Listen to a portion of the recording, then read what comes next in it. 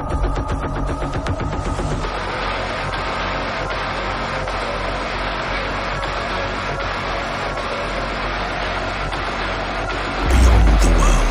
waits atop a throne of skulls.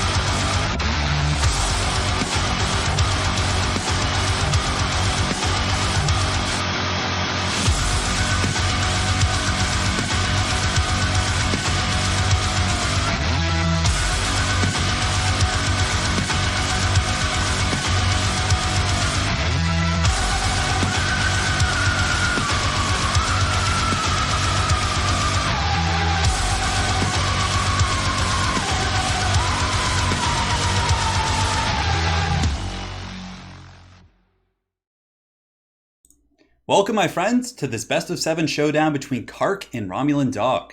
So for those of you guys joining, you're just in time. It is the first game of the day, and welcome. My apologies for the late start. We had some scheduling stuff going on, but we're here. It's time to go. And for anyone who has to go to bed, you can always finish it after the fact because, of course, we will be putting it up later. Welcome, everyone in chat. It's good to see some friendly faces. We got my super hot, lovely wife in here as well. And yeah, it's going to be good. Garland Green, he says, Garland Green on stream, but it's fine. Just showing some support. Right on, man. Garland, thank you for the $30 donation. Kicking it off nice and strong. Thank you guys so much. And Garland, thank you for kicking off the stream on a very positive note. So yes, it is going to be a best of 7 showdown. Our usual format, just kind of a solid format for showcasing some of the best players in the community, what they can do, these different builds. It really gives you guys an idea of the competitive world, as well as some of the tricks and traps they may spring on their opponents. So welcome, welcome. Yes, we're here. It's a little bit late. My apologies to those of you guys over in Europe. I know it's getting pretty deep over there. I know in the UK, what time is it in the UK right now? It's like 11 o'clock in, in Eastern, Central Europe, maybe like midnight, 1 o'clock. I'm so sorry. And it's during the week too. All right, start when ready. So for the first matchup, we have Kark picking Lizardmen, and he actually bans Wood Elves. So clearly he doesn't want to deal with Waywatcher spam, and it looks like Romulan is going to be going with Dark Elves. And I can tell you from experience, Romulan is a very, very good Dark Elf player, and Dark Elves do kind of have their own variant of the Waywatcher. I mean, it doesn't have the range or the, kind of utility, but Shades, of course. Shades, hit really hard, 34 missile damage, great armor piercing, so they can do the trick as well. It's time. We're live! Old school. I never actually played RuneScape, Mul Spaghetti. Never played that. That was one of the... I played Ultima Online. That was my real jam in the 90s. That was like the first MMO. Ultima Online is probably one of my, favorite games of all time. Optimus Pine, what's up, man? I do mean you guys. You guys are friendly. Come on now. Come on now. Close to midnight, but who needs sleep? That is correct. And, you know, the best of sevens in general usually lasts about an hour and a half, give or take, like an hour and a half, 2 hours. So it's not going to be like a big, you know, just balls deep, like 3 hour stream. It's certainly a little bit more manageable. So RomulanDawg says, good luck, have fun. He is ready. The trap has been sprung. So Romulan is, of course, he lives in America. And Kark is actually in Korea. So time zone's a little bit different, but for Romulan, it's not too bad right now. It's I believe he's East Coast, so it's probably like 5 or 6 p.m. And I think Kark, it's like 7 a.m. in the morning, like give or take, or 6 a.m. So I think he's just waking up. Hopefully he didn't pull an all-nighter, but you never know. You never know. Anna has no idea what time it is. Yeah, no, I don't blame you, darling. I have no idea either, so. The mob savagery is indeed in the living room, yes. Aristodemus, what's up, man? Welcome, welcome. It's the first game, Romulan versus Kark in this best of 7 showdown. And Romulan is going to be playing Dark Elves, Kark on his Lizardmen. And Kark brings some very strange build. I have a feeling we're going to be seeing the solar engines. I could have sworn last time we had Kark on stream, it was for a flash tournament, so it wasn't a best of 7. And in best of 7, you really get to see the depth of player skill. It's a long. You have to play a bunch of factions. I mean, unless you just 4-0 someone with your best 4 factions. But typically, players are really good at 2 to 3 factions. And when you go beyond that, it starts to really kind of test your limits. So yeah, it's going to be fun. And Gregor, again, thank you for the donation. Garland Green. And here we go. Yeah, rip your sleep, dude. You don't need sleep. Come on, man. Where you been, by the way? It's good to have you back. Well, it's in this showdown, it's going to be America versus Korea. Kark is absolutely a wild card player. He's very, very skilled, has great micro, but he brings these very I don't know if I would call them like eccentric, but just different builds, right? It's something that are very competitive in their own right, but it's stuff that you're not used to seeing in like most community tournaments and flash tournaments we have here on the channel and everything. So, yeah. Oh yeah. No, Korea certainly has a long legacy of being very good at RTS games. I mean, just look at StarCraft. It's basically a national sport over there. And they also pretty good Warcraft 3 players. Moon, one of my favorite ones, very good Night Elf player. I mean, there's so many different. Yeah, it's definitely a pretty awesome culture. All right, so for the forces of Kark, it looks like we're gonna have Tehenowen on a Velociraptor. So he's gonna be bringing some good AP. He can bring down the steel tablet, which gives him some good. You wouldn't think that Tehenowen's little dagger would have like good AP values, but it must be the tablet. He must beat people with that thing. Does he actually have an animation where he hits people with the tablet? Anybody in chat? Have you guys seen that? Garland says, preparing 40k tomorrow, Necrons versus Admech. Oh man, just make sure to get those destroyers and use that sweet, sweet annihilation protocol. Oh yeah. That's going to be fun, man. Hope you enjoy that one. Oh yes. So in the front line for Kark, he's got Red Crested Skinks, so bringing some AP to the table. Give him a little bit of an option, and even the AP against like Cold One Knights and things like that is useful. So having those guys with the AP and the poison isn't bad. And I think they actually have a little bit better leadership than standard Skinks. These guys have 55, and the Red Crested Skinks have 62. So that's not bad. That's almost like state troop level for the Empire, maybe a little bit better. On top of that, 2 Croc scores to do some smashing and pounding. And Croc score is very good against infantry, and they have enough mass to block up high-value targets. In a vacuum, they will lose to Cold One Knights, but if they're saturated with like Skinks and things like that, they can do some decent AP to big targets.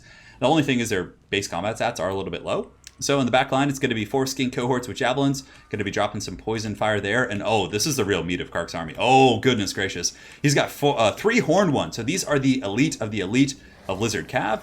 And I mean, these guys will smash face whenever they fight. So, Romulan's going to have to drag them into some spears and get those ideal engagements, because this is a mean Cav core. Really, really mean. Tehenowen does have the Flock of Doom plus the Manticore Summon. And yeah, a couple of Javelins as well. So for the forces of Romulan, he does have Malekith up in the dragon. Pretty powerful. Malekith can go fisticuffs with these horned ones. Of course, he doesn't want to get surrounded, but if he has support, like if Malekith lands with some Cold One Knights and fights those horned ones, he's going to bring a lot of utility to the table, especially with that Soul Stealer getting that on that fat blob. Soul Stealer, Cold One Knights, Dark Riders in the back, 2 more groups of Cold One Knights. So he has 4 Cold One Knights, essentially against 3 horned ones with Malekith. So I would say the Dark Elves, despite that big investment from the Lizards, have an advantage in the Cav game. I mean, 4 Cold One Knights is serious. I really like the Chariot play as well, and Dread Spears, Hellebronai, those guys should be able to hold against the Red Crested Skinks, and the Chariots should be able to do some really good punch. So yeah, it's going to be very much a Cav fight. Romulan does have 4 Cold One Knights, no Slaanesh Harvesters, which something I was expecting. Just getting that free debuff for the Mark of Pain is very, very good. And it looks like on the far side, Romulan is going to be doing a Vanguard of the, what has he got over there? Dark Riders. All right, very, very cool. It is time. Let there be a reckoning. Let there be a reckoning. Let's see. So this guy says, I'm a cop. I train and work with the SWAT team. I'm military reserves and have a 3-year-old and a 1-year-old. I'm just amazed that I can make another stream. Welcome, man. Well, happy to have you here. Happy to have you here. Yeah, Kark is a very good player. He's very active in the, or he has been in the past, very, very active in the community tournament scene. And yeah, he's just an extremely solid player. Croc scores, I mean, the front line, the Skinks plus Croc scores will easily be able to kind of deal with Dread Spears over time. But, you know, Romulan with the 4 Cold One Knights, I mean, they're really powerful, especially with Malekith's support. But, I mean, 3 Horn Ones. Horn Ones are beast mode. These guys hit like trucks. 60 weapon strength compared to the 42 on the Cold One Knights. But Cold One Knights do have a bonus versus large, so they're going to be a little bit... they're going to get a bonus against these Horn Ones, which is really going to help to normalize the kind of difference in funds that you invest in both of these different units. So, yeah, it's good. It is good. Yeah, Anna's actually talked about in the past how sometimes, you know, I'll get up pretty early to do some games and cast them, and Anna will still be sleeping. And obviously my computer's in the bedroom, so she'll like have dreams based on like what I'm commentating, and it'll like incorporate into her dreams, which is pretty fun. So here you can see the spears are going to be advancing forward for Romulan. He's not going to be wasting any time. And, you know, there is something to be said about the positioning. Chariot slamming into the front, getting some massive value against those Skinks. Man, that is really painful there for Kark. But Romulan might be able to actually slam in with his Cav and hammer this Lizardman front line so hard that, I don't know, it's going to be tough. But here comes the onslaught. Kark with a very wide positioning. Essentially, it's like Romulan is getting pretty good value from his Cav initially. Is he going to be able to rotate in time to deal with this? Because he has to deal with these Horn Ones. If they just collapse downward here, that's going to be really bad. So far, this is a good engagement for Kark. He gets the Horn Ones, he countercharges these Cold One Knights. I thought the Cold One Knights would like pull back and like re-engage, but it looks like instead of trying to contest his flank, Romulan is just going to be doing a big flank overload. So instead of going over here and fighting against Kark's forces there, he simply gets his big force, he gets Malekith, he gets his Cav, and he just hammers this position. So basically he's giving up this side of the battlefield for this side, which is, you know, fair play.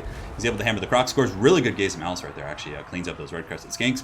But now we have the big pit fight. You can see here that the Horn Ones are going to be colliding inward, and it looks like the Lizardmen, or excuse me, I guess they're riding dinosaurs, but the Dark Elf Cav is just getting hammered, just destroyed.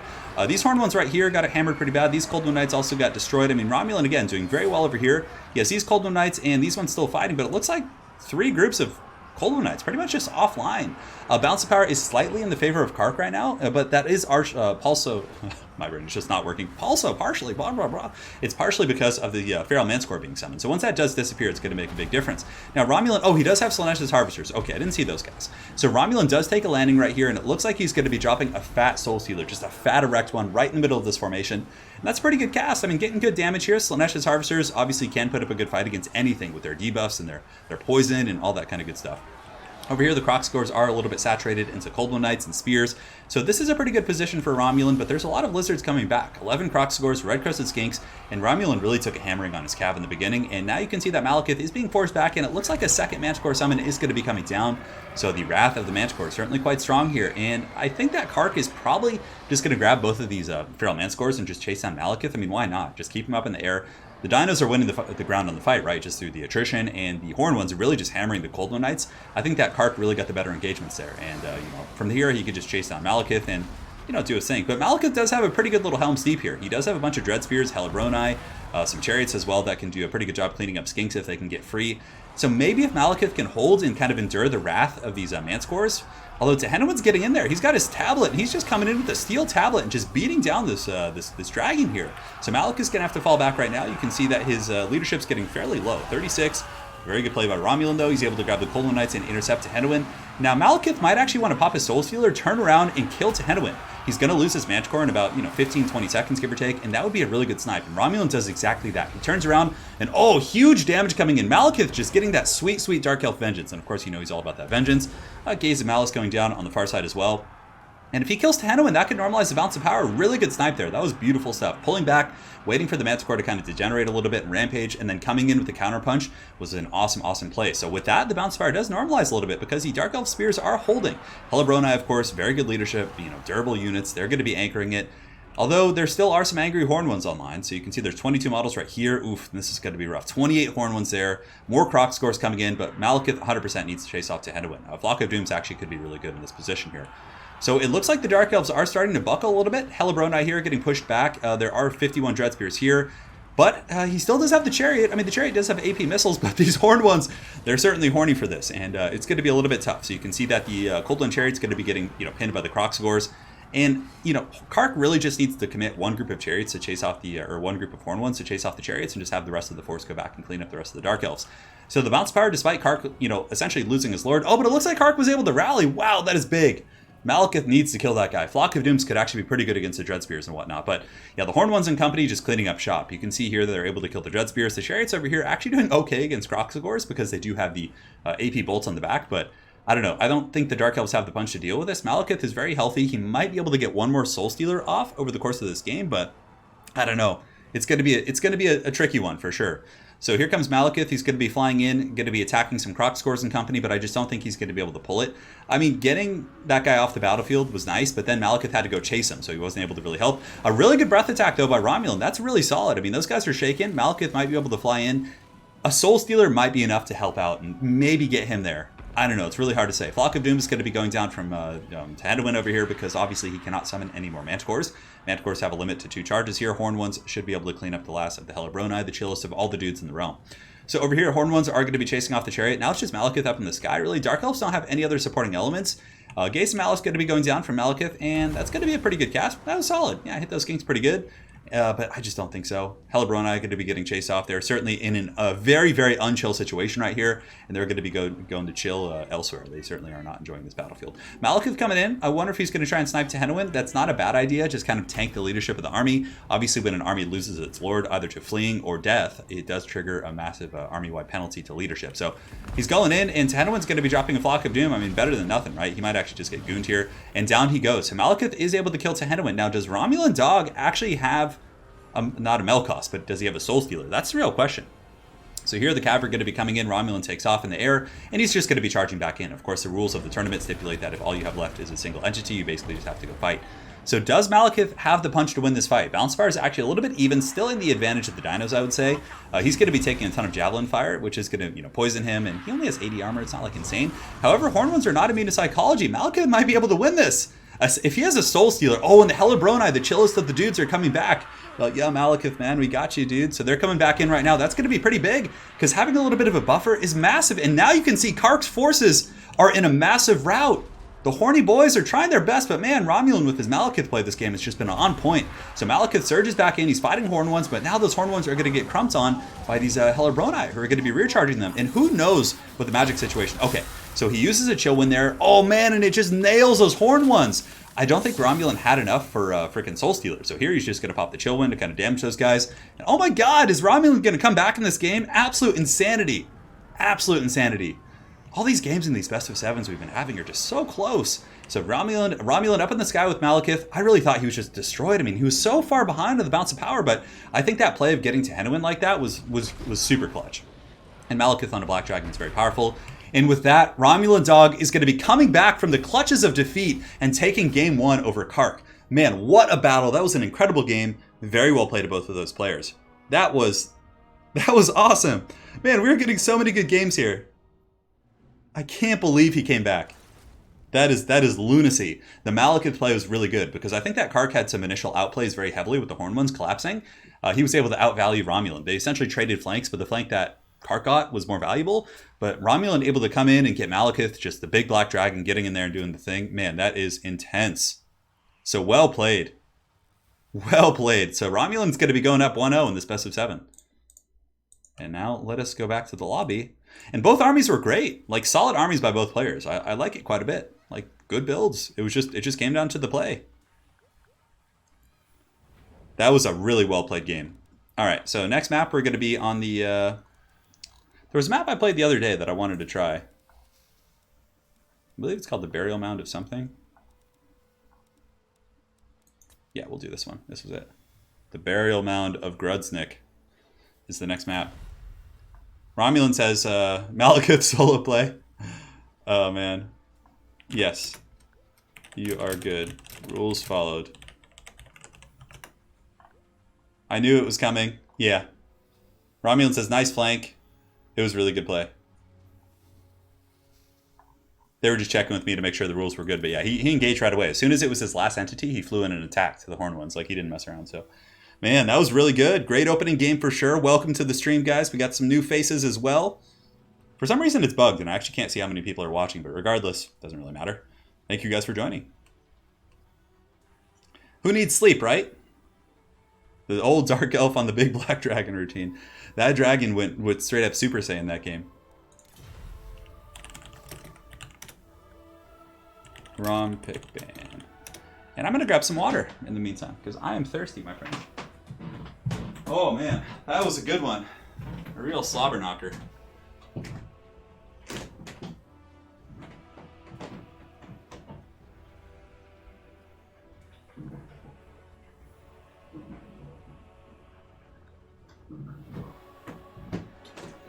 That is some delicious water.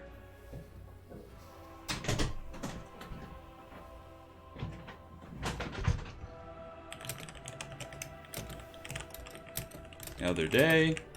465. Oh, 10,000 people, says Crazy Jack. My goodness. My goodness. A crowd of hundreds. Nani? Omae Shinderu. First time you were streaming when I got home from work. Matthew Hill, I know. It's a bit of a weird time today. It's probably going to be nice for East Coast Americans, that's for sure. Malekith was a beast that game, man. He just went ham. I mean, Kark had an amazing flank pressure in the beginning. That was like so destructive. I mean, he really took apart Romulan's army, but Romulan was able to kind of endure, hold up with some Dread Spears, and get some really good counterpunch while he still had some strength, which was enough to get him back in the game. My computer specs for my channel are all located in my channel description on YouTube. It's very outdated. Don't model your computer. My computer's from like 2016. I need to get a new one. Yeah, so Malekith could start cycle charging again if the Hellebroni are fighting, but as soon as they break, like he has to stay in combat. So the Hellebroni came back, but Romulan stayed in combat anyways. So yeah. Like if a single entity is your last unit, you can't, like, you have to stay and fight. Yeah. That's the rules of the tournament. I mean, the rules are more complex than that and have a lot of, nuances, but that's kind of the gist of it. East Coast Americans, J Johnny 66 saying it's a great time. I know. You want to see Scarbrand? Well, I don't think the Demons of Khorne are available at the moment. Ian Thompson, welcome, man. 10 out of 10 came back for the water concept. I like how that's become a meme, the water thing. So Romulan being very thoughtful with his next pick here. Burial Mound is a map I played for the first time the other day, and I'm trying to, mix up my maps a little bit. It was pretty good. I was impressed with it. So we're going to be jumping on this one. Hopefully it's the one I'm thinking about. And yeah. So I need to make it... I'm looking at picks of Malekith. Do I need to make it very emo or very flashy? I'm not sure what you're referring to, but I mean, Malekith is... He's emo for good reason, though. And he's not even, like, emo. He's, like, vengeful, I would say. I'm trying to think of, like, a truly... I mean, I guess, like, all the Dark Elves have some emo characteristics, at least in terms of the way they look, aesthetic-wise. But Malekith he seems more vengeful to me, Like, in bitter. Than he does emo. If you really, if I must ask. Berlin Midnight, that's right, man. Living it up. Late night action. So Raz Krunk, orcs are extremely competitive in Warhammer 40k. They're very, very good. There's two main strategies. There's one which is just focusing on a horde of boys, the Ludas, and a couple, annoying little Coptas to just, grab objectives and pressure the backfield. Well, not grab, but, pressure. And the other strategy is Orc Boys and using the big mechs with the Zap Cannons, because they're characters and you can hide them. So Romulan is going to go Skaven and ban Vampire Coast. He considers himself to be a Skaven main. So this is going to be a strong matchup for him, probably. And he's banning Coast. Coast is pretty good against Skaven. So let's see what Kark picks. So Kark coming in with his second pick of the day. Yes.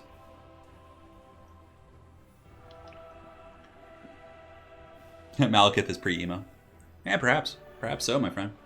Why do you stream on YouTube instead of Twitch? I just kind of started here, and I've always had a really good experience with the chat and the community here, so I kind of just stuck with that. I could do like a restream and stream on both Twitch as well as YouTube, which I may do someday. It's probably not a bad idea. I don't know.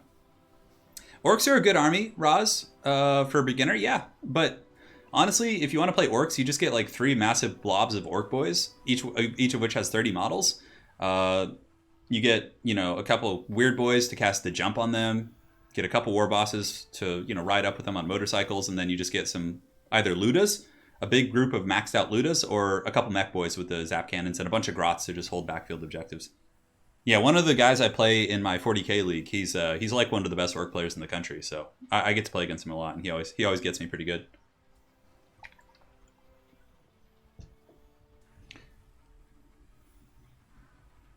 Yeah. You know, although I don't know... Oh, Kark's going Norska. Okay, so we have Norska versus Skaven here. I think that this is a matchup that's pretty good. I think Skaven have some really good tools against Norska. Their firing line can really deal with the Norscan monsters, but again, Norska is really good at swarming you. So if you overcommit to the firing line, it's a delicate balance. You know, you have to make sure that you can amply defend everything you have. So maybe Romulan will just get like a zap cannon and like one gun unit. That's what I would probably recommend. Or honestly, if you want to, you can just play a Death Star too. You can just go Skaven, Rat Ogres, Hellpits, Plague Furnace, Council Guard, and just get in there and just go deep. Like the Skaven have a couple options here. Patrick Brown, yeah, this is my full-time job. Correct. I do get enough support. Yeah. It's so my full-time YouTube does, I make slightly more than my old full-time job. But again, I don't get the benefits. So that's the only thing. Like I make more than my past job, but I don't get the benefits I got, like medical and all that. I have to pay that out of pocket. So it about normalizes. But honestly, this job is way more like this is like a dream come true, being able to do YouTube full-time. So I get to spend a lot of time with my wife. I get to, work from home. I am my own boss. So yeah, despite, whatever pay issues there may be. And you guys have been amazing supporting as well. I wouldn't recommend using the super big orc stuff. Orcs play best as a horde army, I think. Yeah, Norska's a really fun faction to watch. They're really good. Norska's badass. Raz Krunk, thank you so much for becoming a channel sponsor. I am much appreciated, man, and welcome to the crew. And now you get some emojis. So if there's any admins here in chat that have access to the rules for King's Cup, if some of you guys could lean that would be really, or link that would be very helpful. Lean it? What the hell am I saying? God damn. Unlimited power. Palpatine just in the background. William Urban, thank you, man, for becoming a sponsor as well. We're rolling. We are rolling in the deep here. So we got William, and then we do have another fine sponsorship coming in here from Raz. Thank you guys so much for joining as members. Much appreciated. We're going to be getting this second battle on the road here. So my old job, I was an athletic director. Yes. So I don't know if it's the same in Europe, but like in America, at various high schools and colleges, there's like one person who's in charge of running all the sports programs. That's basically what I did. But I did it for a nonprofit organization. Yes, Raz Krunk, drop the Wurzog. Skaven mass destructor. Oh man. So yeah, I basically have to pay for insurance out of pocket, and so I don't mind telling you guys. So for insurance for myself, and because obviously it's for if we have like a family plan type thing. So let's see. So medical insurance plus dental is like $550 a month for Anna and I. So about like a little less than $300 per person. Whereas my old company used to pay for that. So like that adds up for sure. Insurance in America, like if you're an entrepreneur or you don't work at a company, it definitely sucks.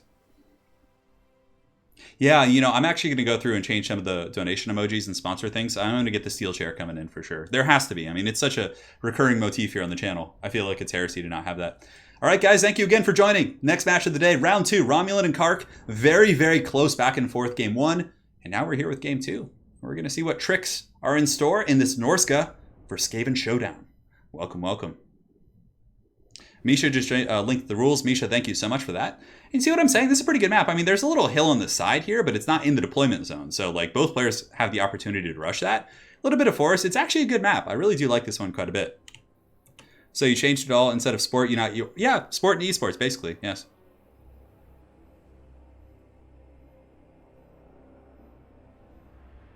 Yeah.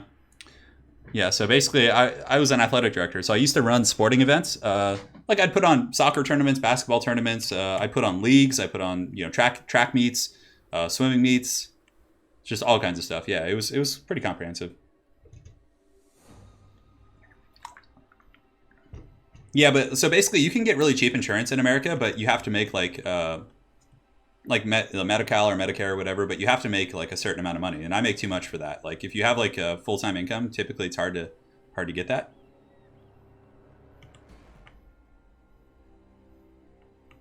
All right, guys. So here's the matchup. It's going to be Kark. Going to be trying to claw his way back into the series. He does have Throg. Throg Daddy, pretty good against Skaven. Skaven firepower can really bring him down, but if Skaven do go with the Death Star, it's a bit of a gamble. If they go with the Death Star, Throg is going to be so good against him. He can deal with flares, wheels, hell pits. He's just a very good utility. And even against gunfire, he does heal himself, so I mean, he's not like super squishy. But it's still a little bit tricky. If Skaven have a mass firing line, but it looks like Romulan only has the sharpshooters, and he'll be able to kind of endure that fire. It will suck for him, but he'll still be fine. So Marauders in the front line and Spears. Yeah, just Marauders and Spears into the sunset. You don't really need much more than that to deal with Skaven infantry. He's got a couple of Femir. The Miststalkers are a very good choice because, as the name would infer, they do have the stalk ability. So they can close the distance without taking a lot of firepower, which is extremely important here in this matchup. So those guys ready to party. And we got a Femir Balefiend with fire. So he has Fireball and Burning Head. A couple Werewolves on the flank. So Skin Wolves. Looks like Norscan Ice Wolves. Yeah, really good choice. Skin Wolves, I mean, really good against Rat Ogres, Hell Pits, good flank pressure. They heal themselves. Solid pick over the course of a long fight. I love this army here from Kark. I think it's very, very good.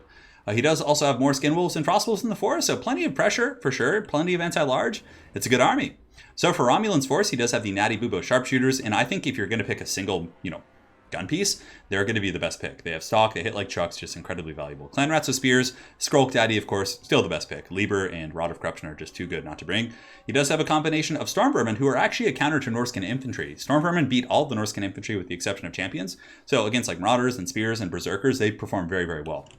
He's got some Rat Ogres, some Spears. He does also actually have the Zap Cannon up here on the high ground, a bunch of Rat Ogres and Clan Rats hiding in the trees. So, I mean, Romulan certainly can defend this very, very easily. He has Rat Ogres, Spears everywhere, just all kinds of nasty stuff. And he does also have a standard Doom Wheel. So great armies by both players for sure. So good luck, have fun. And let's see what happens. It is time. It's going to be a good army. Oh, yeah. It's going to be good and tasty. What do you guys think? You got Norsca in this matchup? You got the Rats? Romulan, of course, a very, very good Skaven player, but I don't know if I've seen Kark play Norsca. Perhaps he's gonna... Who's gonna win the Ice Age? On steroids or Bad Rats? Or Ratatouille? It looks like Romulan is going to be going with the Sneaky Vanguard. He does have the Beasts of Tashnar back here. And Beasts of Tashnar actually have a bonus versus large, and they actually perform very well against Rat Ogres, especially if they get the charge. So that could be an X factor. If those guys sneak in there and, kind of grind down some Rat Ogres, get onto the artillery pieces, that could be something that would be very, very substantial here. So we'll see. Stormvermin are very good against Norscan infantry. Because, I mean, there's not too many matchups in which they're great, but the 90 armor is actually a lot because Marauders and Berserkers have very low AP values. So it's a rare circumstance in which Skaven can hold the front line against a very aggressive faction if you have a couple of groups of those guys. I mean, they'll still buckle quick. Stormvermin have pretty bad leadership. They only have 60. That's pretty atrocious base. 74 when they have their flank secured, but yeah, they really have leadership issues. That's the main thing with those guys. Throg, I don't think Throg causes terror, though. No, he doesn't. Causes fear. And the Zap Cannons are going to be going into the Throg, it looks like initially. Nope, they're actually going here, and the Jezzails are going to be sniping the caster, so that's a really good play. He needs to be careful with this Balefiend. He needs to close the distance quickly or maybe get behind some of these trees. The Jezzails are going to be so nasty. Oh man, that caster is going to get pounded for sure. But Kark's actually dodging pretty well. He's doing like a side strafe.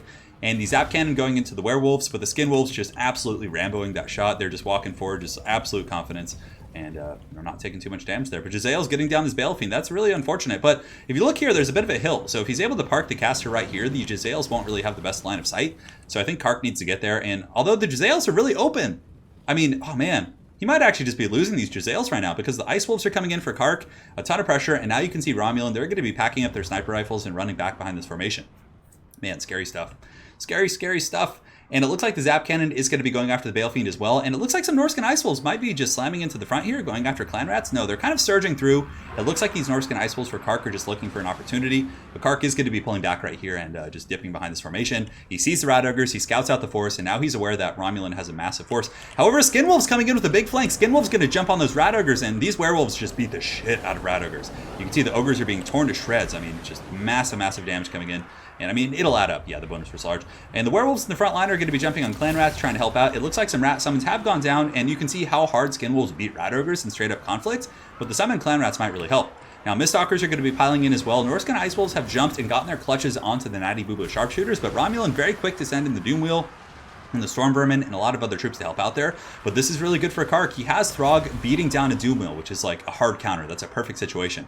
So here in this fight, the Rat Ogres are getting crumped really, really badly. Romulan is going to have to send in his Clan Rats to kind of deal with his flank pressure. Marauders coming in. Rat Ogres, with some Clan Rat support, should be able to do pretty good here. But man, those Skin Wolves taking 0 damage and just annihilating those Rat Ogres. Some massive value here from the Norscan front line. And it looks like Romulan pretty much has lost his positioning here with the Natty Bubo Sharpshooters. They're compromised. They're not really able to get back and shoot. But now he's trying to waddle back. They're shaken. Oh, but here comes the back pressure. The Beasts of Tashnar are going to be jumping here on these clan rats. Are they large? I guess they're infantry sized, the dogs, so they're not going to take a ton of damage, but Romulan should be able to kind of defend. So the Zap Cannon is still online, and it looks like a fat burning head's going to be coming down.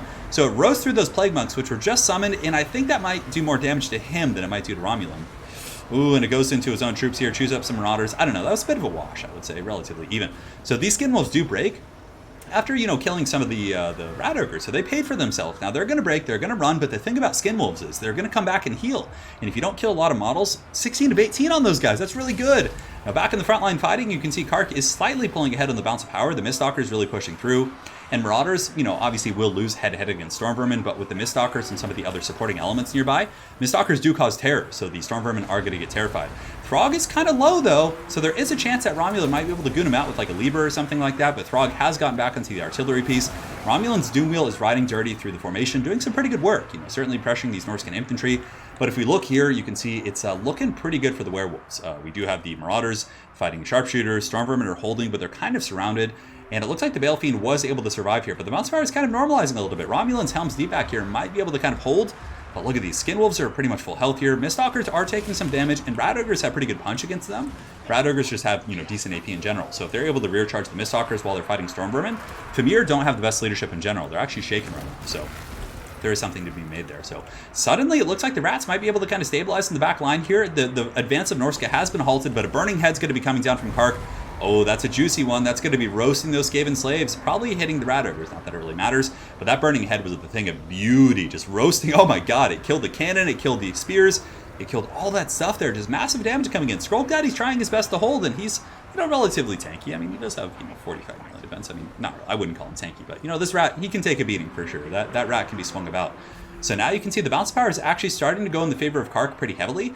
The Doom Wheel here is going to be chased down by Throg. There's tons of Skin Wolves coming back, and if you don't finish Skin Wolves, if those guys are able to kind of grind you out, man, they can heal up and really come back as quite a substantial threat. That healing quite valuable. Skrulk is also broken as well. It looks like he was actually terrified for a second. Not sure what terrified him, but where's Throg? Throg, Marauders, they're all chasing off these Rats over here. Kark with very good micro in the backline, and this is kind of the minutia that really makes players really good, is chasing off routing units. That's very, very important here. But where's Throg? Did he die? Did Throg go down somewhere? Okay, Skin Wolves are healthy. The Bale Fiend's coming back in. We got Spears, we got Skin Wolves. I think Throg might have just died. No, he didn't. Okay, he's over here. So Throg is chasing off Rat Ogres. There's Miststalkers here. I just don't think there's any way Romulan can really come back. I mean, he still does have a Doom Wheel. And if maybe he could kill this caster, I mean, I think that Kark needs to get these guys back. He's chasing off those Rat Ogres with Throg, and they're shattered. That's a huge mistake. There's only 2 of them. If Throg was like back here beating on this Doom Wheel, I'm pretty sure this game would have just been over. Like, it would have been over very, very quickly here. I still think Norsk is going to win it. Miststalkers, I mean, 12 models there. That's a lot to deal with. Beasts of Tashnar coming in with their bonus force large. I mean, they could even chew on some of this rat stuff here. And on the low ground, the Storm Vermin holding really well. And like I said, a very good frontline choice against Norska. They hold for quite some time, but the Miststalkers are going to swiggity-switty and just beat this rat booty right here. So these guys pile in, and you can see that the Storm Vermin, probably with the terror alone, are going to be running. Yeah, they get terrified, they get beaten down. So now the Bounce Fire does normalize a little bit, though. Oh my god, I can't believe Romulan just with these scrappy games. So here he has the Doom Wheel. Throg needs to get back in here. Throg is healing as well, so that is an X factor as well, that Throg is going to be healing up.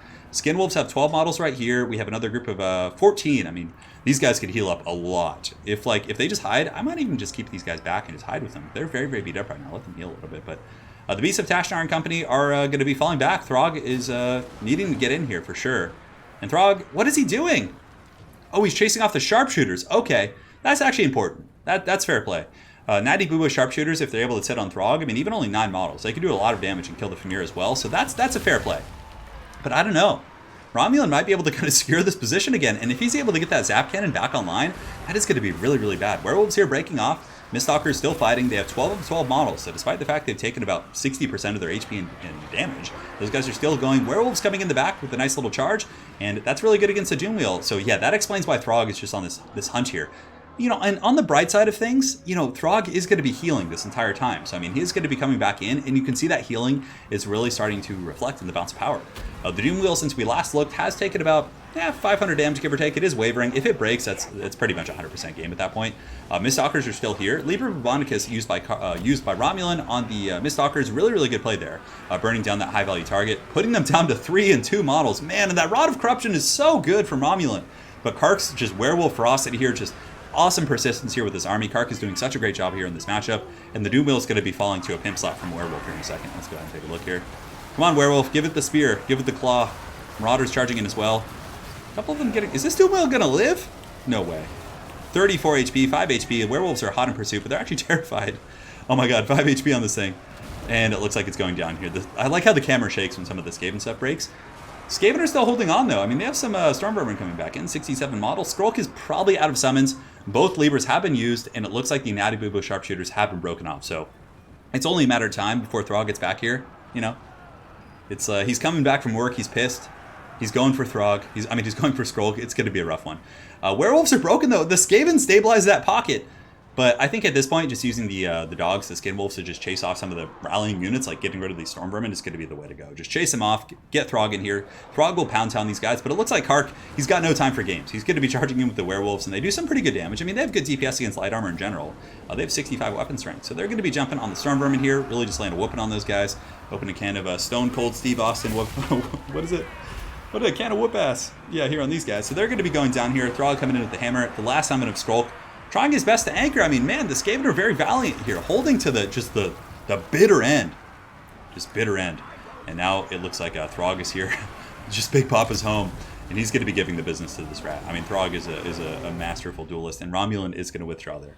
So guys, 1-1 here in this best of 7. We got a fierce cockfight on our hands. The Werewolf pressure was able to overwhelm the Skaven. But man, that was a close game. Really, really good game. Well played to both players. And now we're going to be jumping over to game 3. So let us update the scoreboard here. And yeah. I like the build. Romulan's build's really good. And he did the perfect thing of not having too much to protect. He just had to protect like 2 things. And he had ample resources. Like his Zap Cannon did well. Maybe a slightly different position with the Sharpshooters would have been a little bit better to keep him shooting longer. But nonetheless, it was fine. It was a close game. All right, a couple donations as well that I missed here. So Garland Green with another 100 SEK. Thank you so much, man. He says, give Misha a bonus for luring me to become a patron as well. I will, Garland. Thank you, man. I appreciate your support as always. And Misha certainly deserves all the bonuses. Damn, man. Thank you so much. And we got Peter. He says, I'm finally catching a stream live. I'll usually watch your great content later while painting my 40k army. Well, thank you for the 10, man. And what army are you playing? I'd be interested to hear that. William Urban says, quick question. How competitive is the Lich Master and Krell currently? You know, not at the top tier of things, but Krell and Heinrich Kemmler aren't bad picks. Like, Krell is useful. He's like a terror bomb. And, Heinrich's a really cheap pick, so he does allow you to go wider. I would say they're like mid-tier. I wouldn't say they're top-tier picks for vampires, but they're pretty good. The Great Falcon is here, the Dark Lord himself. Misha, of course, handling business here as always. Good times. Stone Cold Throg Austin. Dude, that is really good. The Norskin Rattlesnake. Dude, that is great, man. I wish I could have thought of that. Matthew Giannotti. We're just in game 2, and it's a 1-1, so it's going to be going a while. So that was great. So let us change the map here. I'm sure these players are waiting for me, so we can do Altdorf Outskirts. Rip smelly rats. And we have a couple donations from Garland on PayPal as well. So Garland with another 10. Thank you, dude. On top of your other very generous donations. So thank you so much for supporting the channel.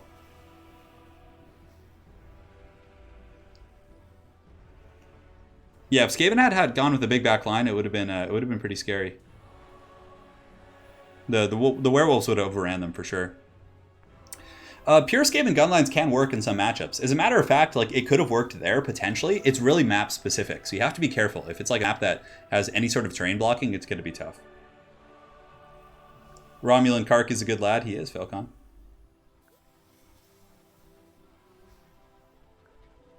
Yeah, it would be pretty cool if Norsk had a caster lord. Yeah, I'd like that. So next we have Kark pick and ban. Yes. And we're going to see what he picks. And in the meantime, I'm just going to chat with you guys. So Peter says he plays Pure Thousand Suns. I'm just getting ready. Your very first 2,000 points. Well, Peter, my advice to you is run Armin on a disc is pretty good in that. And then run 2 Demon Princes of Tzeentch. That is like a very solid core to your army. And then use Zangors. Zangors are like one of the best units in Thousand Suns. You run Armin, a Demon Prince of Tzeentch for your battalion, if you want to just use those 2. And then you run 2 groups of, Rubric Marines or Cultists if you want. And then from there, you want to get 20 to 30 Zangors, like a big blob of Zangors. And you use the Dark Matter Crystal to jump them up the board turn 1 and just like ambush. It's really nasty. And with the Brayhorn, they get +1 to their charge. It's really good, man. And if you have any other questions, let me know. But that's like the best way to play Thousand Suns, in my opinion, using the Zongors plus just spamming Smite. Matthew Giannotti says, "Let's pay our union dues today. We work so old Papa T doesn't have. We work so wise Papa T doesn't have to." Thank you, man. Dues have been collected. Dude, of course I've seen Sopranos, Roz Crunk. I love that show. Man, and I didn't watch Sopranos till like 5 or 6 years after it finished. And I was like, holy shit, this show's great. I love Sopranos. Oh, that ending though, man. Anyways, I don't want to spoil it. It's a really good show. No spoilers. John says, thanks for the awesome content, Turin. Mad props from Czech Republic. By the way, remember how you were talking about a certain YouTube channel that you watch and always fall asleep to? Turin is my go-to. Yeah, well, I'm glad. You know, it's the best sleeping aid. Like, there's some YouTube channels that just put you out. It's just like you just watch it and it's just, I'm out in like 5 minutes. Whereas if I lay there in silence, it's like it's going to take me like 45 minutes to fall asleep. The best units in the Tomb King roster, Nehakar Horsemen, Ushabti Great Bows, probably would be my top 2. Yeah. Falcon says Sepulchral Stalkers. I might disagree with you, despite the fact that Falcon is a better player than me. I think that most people would disagree on that. I don't know. Like Sopranos is so good. That show was so good. It was so goddamn good. So is it still possible to call up Games Workshop to direct? Let's see. I'm not sure what your question is, Mr. Beerboo. So one of my childhood friends came by. So Paul, my friend Paul, him and I like are like just like blood brothers. We go back so far to my childhood, and we grew up together playing Warcraft 3. So he came over this last weekend, and Paul and I played a bunch of Warcraft 3 games to entertain him. So I'll be casting some of those on the channel soon. Okay, Falcon's just memeing. He says the Ark of Sotek's OP as well. Maybe in your hands it is, but in the hands of the average player, the Ark of Sotek is absolutely terrible. So Kark is going to pick greenskins and ban vampire counts, and Romulan is going to go Tomb Kings. It's going to be good. Slightly favors Tomb Kings in my opinion. With the buff to Ragnarok Spiders, though, it gives them some good, anti-construct options. So it's not as bad as it used to be, and greenskin's, very powerful still. So maybe a slight advantage for Tomb Kings, I would say.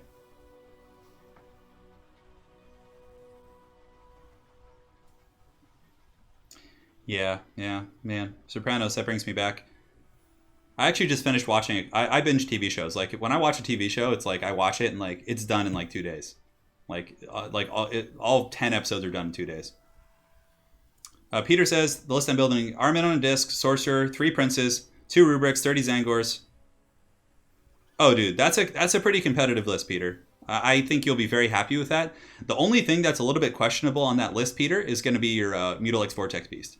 But aside from that, but it's still not bad. It's just if you're like playing in a tournaments, that would be your one weak point. But aside from that, that's a really good list, dude. That's solid. So good stuff, man. Like, that's going to be a fun list, and it's cool because it's competitive and it has fun stuff in it. It has Terminators. It has a Mutilex Vortex Beast. It's really good, man. So solid list, brother.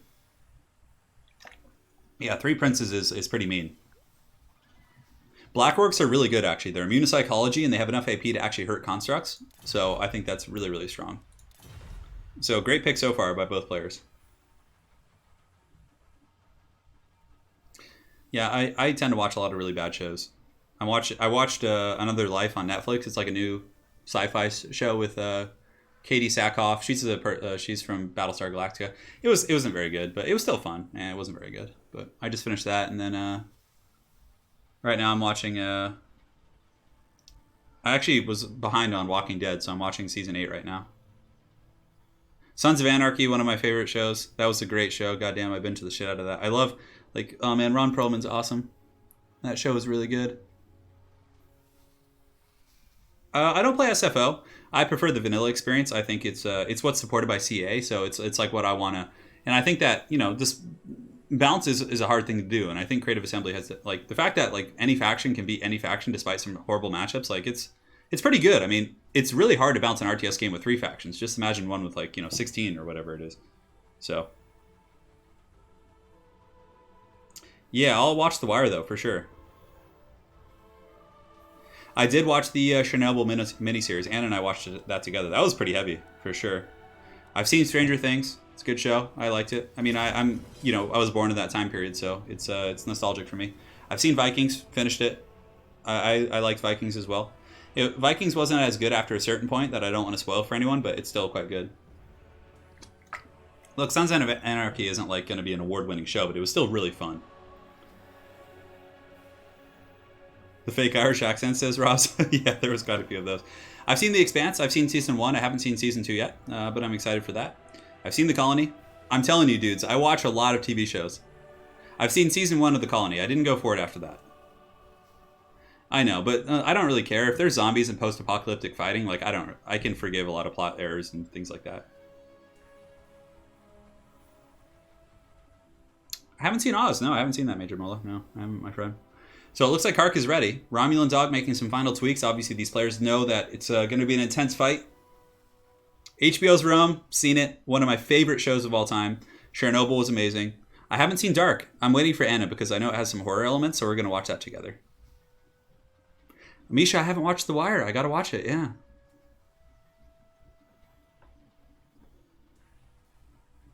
No, I never watched the Mayans show, Andre. No, never did.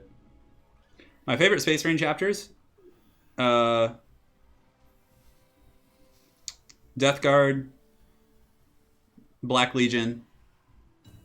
Those are probably my favorite as far as like heretics go.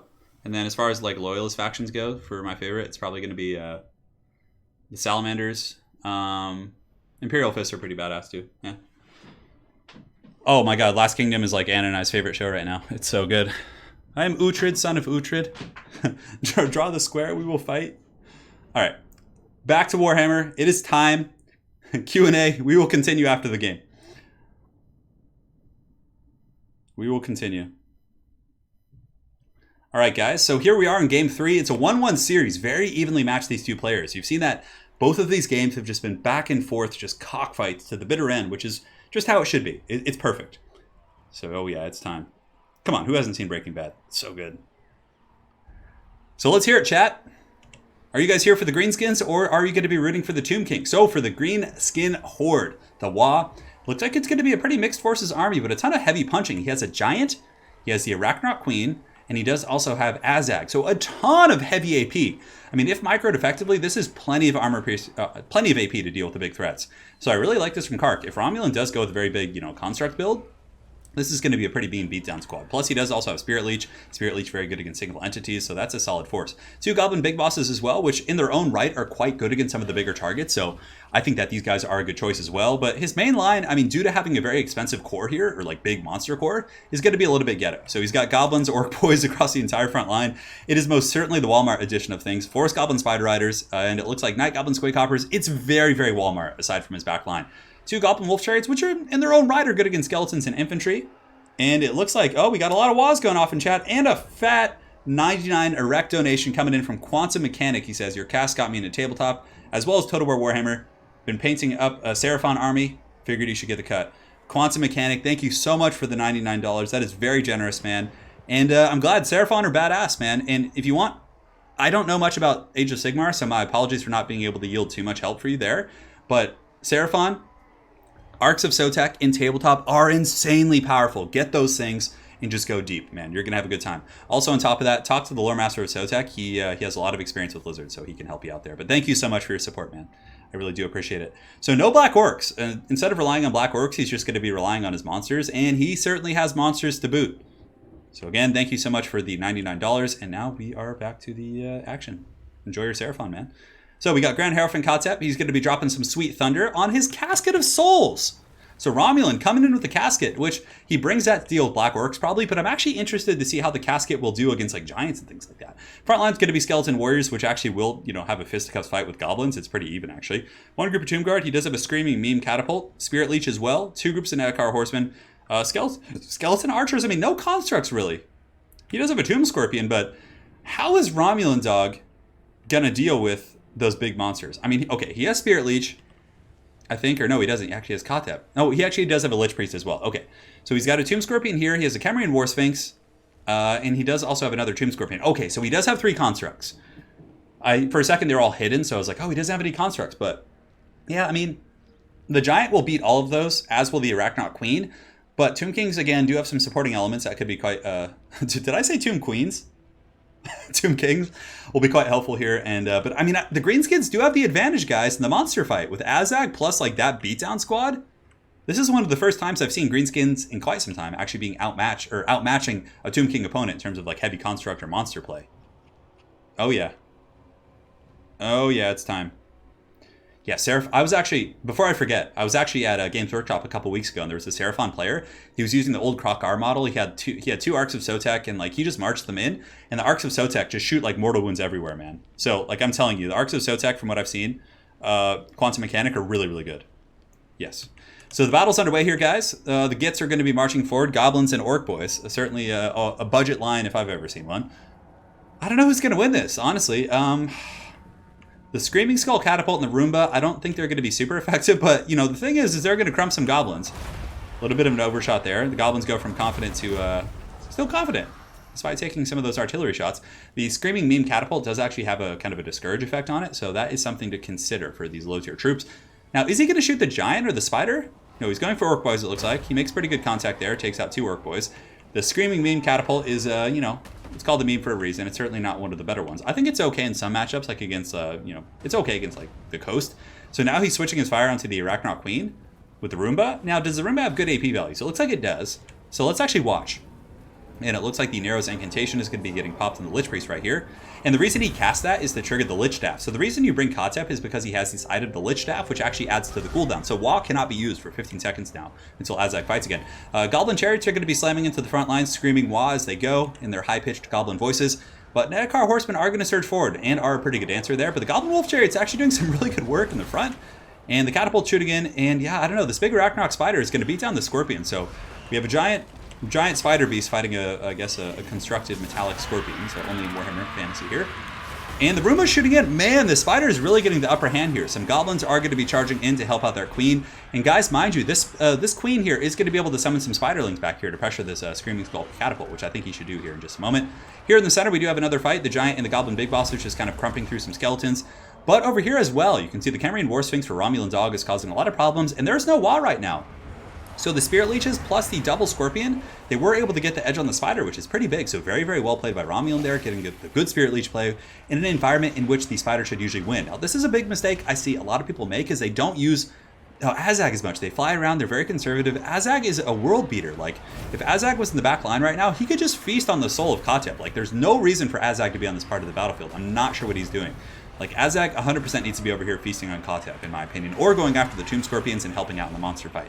Now, somehow this Tomb Scorpion here for RomulanDawg ended up here. Kark does have the big advantage here. He's got the Spider, he's got a Giant, and he does also have a lot of poison kind of beating this guy down. So finally, Romulan is going to come in, and this is a good play. This is what I'm talking about. Romulan sees the blood in the water. He sees his Necrotect here that I actually missed. And he might actually be able to just kill that thing outright. I mean, freaking 470 poison, insane melee attack. Cambrian War Sphinx is going to come into this fight as well, but so far the Giant is laying a bit of a beating. So one thing that is going very well, oh, look at this in the back line, the Gits, those sneaky Gits are able to get back here with Nedekar Horsemen, or excuse me, with Squig Hoppers and Forest Goblin Spider Riders, and they are actually able to kill the Meme Catapult, and now they have a full surround on Kotep. Now, Kotep on his Roomba is considered large, so the bonus force infantry isn't going to help here, and finally, Awa is being popped. So I would say Romulan is in a bit of a commanding position here. Azag doing a very good job going after the Necrotech. Probably going to be cycle charging here, and the Giant should be able to outduel the Cambrian War Sphinx.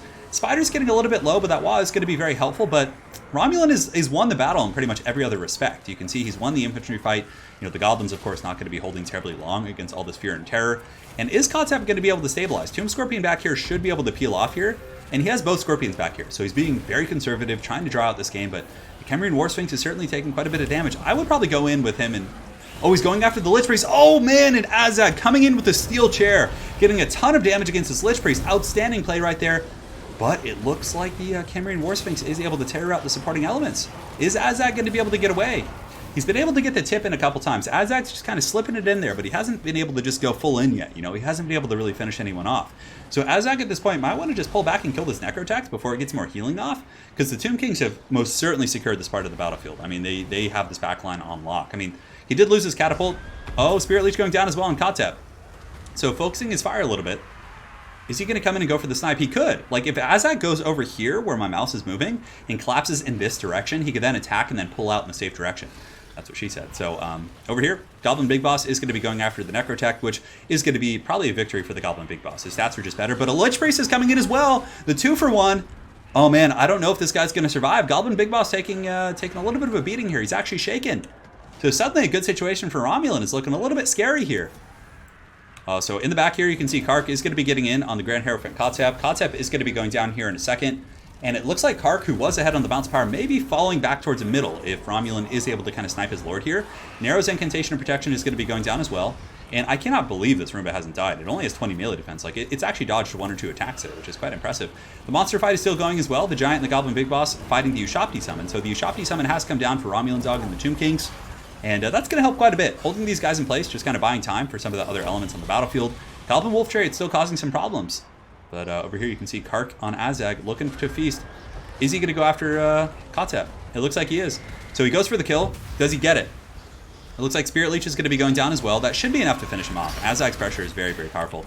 Critical Binding, 380. Still a couple more ticks of the Spirit Leech. So 1 tick is going to put him down to like 150, give or take. Yeah, 190. But look at this. The Goon Squad's coming in. So the Azag's forced to fall back. Kark is going to have to get back up in the sky. And it seems that Kotep is crumbling. -1. Is he going to stabilize and get a couple more shots off? Oh, no. Kotep stabilizes with 75 HP. The Spider's coming in as well, guys. But, you know, the Spider's really beat up. Kark Spider's in some serious shape here. And you can see Khemrian War Sphinx is going to be jumping in as well. And, I mean, even though the Spider is a superior duelist against the Sphinx, I mean, it's just beat up at this point. And there you go. So Azag does fall. Kark is able to get in there and take out Romulan's Lord. But Romulan has 2 Tomb Scorpions, one of which is quite beat up. Giant is still confident, but look at this. The Tomb Kings are just cleaning up shop elsewhere. The 2 Goblin Big Bosses really going down here. Oh, this is a good opportunity. Azag needs to come over here and actually finish off this Necrotech. Like, get rid of the healing there. That's going to be pretty big if that healing stays online. So where is Azag going to go? Kark may go and assassinate this Necrotech. Oh my god, look at the buttered bread. Look at this buttery ass bread right here. We have a Lich Priest, plus we have a Necrotech. Just that 2-for-1 character kill is going to be so valuable if he gets both of those. So Lich Priest here is going to be going down. Azag is indeed the Slaughterer, and you can see he takes out that Lich Priest, waving his evil cackling sword there. So he's going to be coming back in. He gets up in the sky. Now this Necrotech should be next on the list. And the Giant is going to be a menace. I mean, there still are Skeleton Spears, though, which are going to be very efficient against the 30 armor of the Giant. Spider's still going, but if Romulan is able to break the Spider, that's going to be pretty big, for sure. So here we go. Greenskins coming in, and it looks like for the first time in the game, the Greenskins actually do pull ahead a little bit on the bounce of power. Killing all those characters and having Azag plus 2 Goblin Big Bosses is huge. Are they going to be able to kill the Sphinx, though? I don't know. It's hard to say. I mean, the Giant's still there. I think that what he's going to want to do is probably get away with the Goblin Big Bosses, like pull back and maybe just unify with the Giant. Like fighting shoulder to shoulder with the Giant's going to be good. But look at this. Really good play here by RomulanDawg. He's able to goon out the Goblin Big Boss. And is he going to be able to finish him? It doesn't look like it. The Big Boss is going to be running off the battlefield. And the Arachnaut Queen actually came back, I think. It summoned some spiders from somewhere. And we have spider hatchlings here. Arachnaut Queen is actually still broken, so those must have been from before. So here, it looks like Kark and his Greenskins are going to be coming back in this one, as the Giant is just going to pound city here, pound land, as they would say in the UK, on this Khemrian War Sphinx. Azag pulling back up in the sky, going to be jumping on the Khemrian War Sphinx. Man, Kark coming in with some really good alpha strikes here. So here comes the Flyer. Spirit Leech is going to be getting dropped as well. Outstanding stuff, and I just don't think Romulan can come back here. This Giant is just too pissed off. And look at this, the Brave Gits, the Warlords boys are coming back in. And they're going to be cleaning up some of these Tomb Guard for sure. I mean, not finishing them off by themselves, but doing some really solid work. So Goblin Big Boss is taken out. One of them's terrified. The other one is getting chased off. Probably going to end up shattering here. But the Wah is popped in the 4th quarter, and Du Bois is back in town. So the Giant here going to be clubbing down Skeleton Horsemen. Khemrian War Sphinx is falling back, but Azag alone could kill this thing. And with the support of a Goblin Big Boss, just kind of frontal charging it. I don't know, though. Romulan getting in there, getting a nice little charge, but Azag's coming in with the steel chair, and he has Wah popped, guys. That Wah is going to be pretty big, and you can see Romulan's Sphinx here is going to be going down. And the Giant is here. Oh my goodness. Look at this. Look at this. Britishness intensifies. What a game. These guys are so evenly matched. Kark taking that, and he was behind on the bounce of power for quite some time. Man, the Kotep play was awesome. Great picks by both players. I honestly can't critique these armies too much. And that's what I'm telling you guys. Kark, like, has very strange armies here. Like, that is a very, very strange army. But it worked well. Like, you know, it's the pilot, right? Oh, my goodness. That was awesome. So guys, we're going to be updating the scoreboard. Kark goes up 2-1 in this series, and man, each of these games was like a 50-50. Like it could have gone either way. So the next map we're going to be on is going to be the... let's do Zapilla of Bone. You do Eschen. Eschen's a good map. That was a great game. Azag was the MVP, though, because he just ended up sniping all those characters. Like, his targeting was really good. So we have a couple donations as well. Keek Ajazolf with the $2. This Monster Mash is a graveyard mash. Yeah, it really was. No kidding, man. Thank you again. And Steel Bear with the 40 rubles. What can men do against such reckless memes? Well, you know what? Kotep isn't a meme in that matchup. Kotep is actually considered to be the main competitive pick because of the Bonewood staff. Not Bonewood staff, but the Lich Priest staff or whatever it's called. It adds... whenever Kotep casts a spell, it adds to the cooldown of all casters and enemy lords. So it basically makes sure they can't use the WA initially. It's very competitive. So, yeah, to answer your questions. That was a really good game.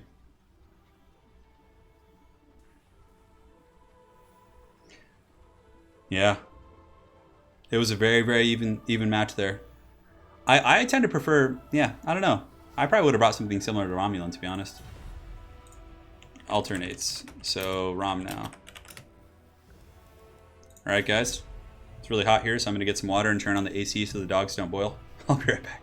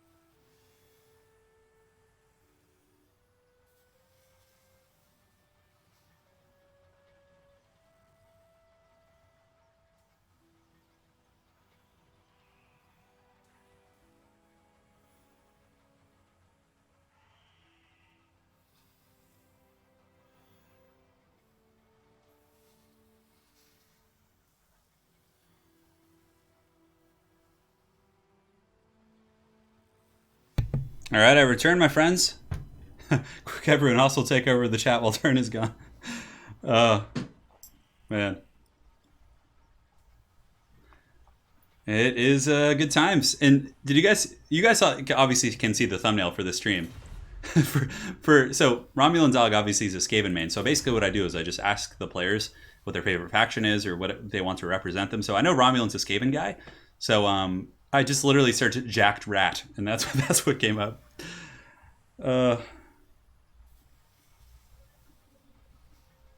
Falcon, what is Biatonia?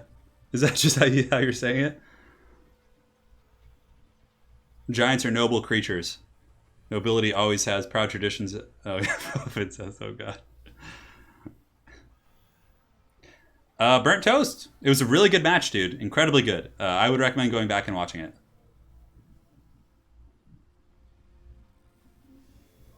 It was a really, really good matchup. So these players still haven't decided yet. Romulan takes, he certainly takes his time with his bans here, but that's fair play. It is a competition, right? So they're going in. 900 people watching. You see, I still can't see. It's like bugged out on YouTube. So guys, thank you so much for joining. 900 people at this late hour. Wow, that's something. So thank you guys. Please do drop a like. It does help out quite a bit. Yes, yes. I know, Sin, but I have to cast those things. I can't play and cast. So, I mean, I guess I could.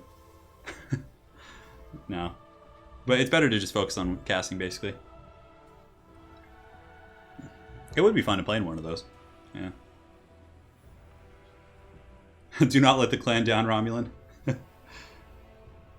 Thick Rat Boy? No, I didn't search Thick Rat Boy. I searched Jacked Rat. Jacked. Yeah, yeah. Eshen's a good map. It's relatively open field. I think it's a kind of a classic multiplayer map. So we tried some experimental ones. We'll try another one after this. We could do like I don't know. We'll start planning a little bit. Falcon, are there any maps you would recommend that like are a little bit off, like off meta, like you don't see them often? The ECL finals really soon, actually, guys. It's in like a little on August 10th and 11th. It's a 2-day series, so you'll be seeing the Great Falcon there. Yeah. Oh yeah, and we'll be having rematches with Falcon and Arrow for sure. That was too good of a series not to. Those guys have some really good games. And a lot of those games could have gone either way. It was literally just down to the razor's edge on a couple of them. So it was a very evenly matched series.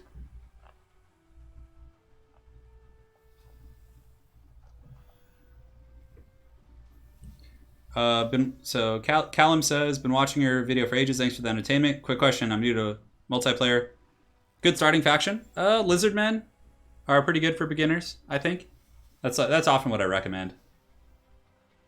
Because they're just tanky, you know, and resilient. So like factions that are very squishy and micro intensive, like are a little bit harder. But I would recommend Lizardmen. Vampire counts are decent for beginners. I mean, vampires can be a little bit hard. Yeah, Lizardmen is what I would recommend, man. Get good at them. You won't regret it. They don't have too many bad matchups, if any at all.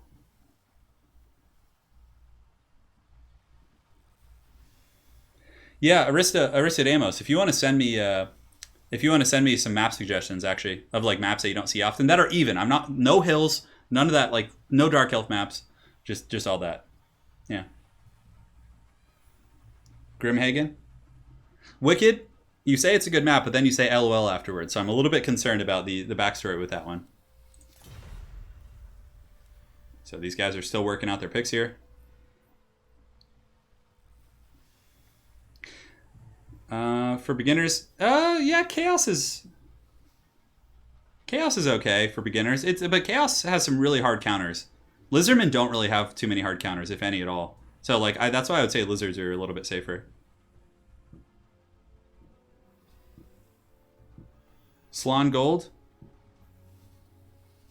Yeah, Lizardmen are tanky. They have good leadership. They have healing.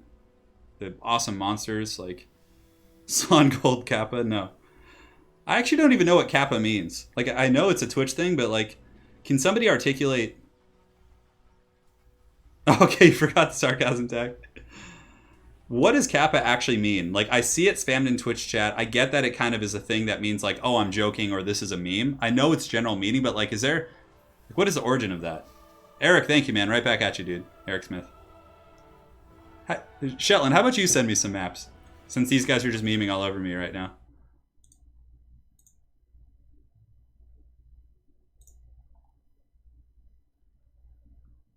All right.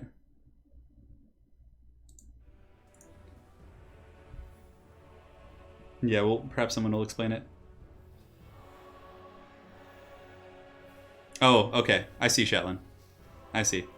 Yeah, Chaos is pretty tanky for sure. But, like, the thing is Chaos has hard counters. Like, Chaos, you have, like, if you're playing against vampires and, like, you're a beginner, like, the really skilled Chaos players can beat their counters, but for beginners, it's just going to, like, be so depressing. Yeah, until you really get your micro down.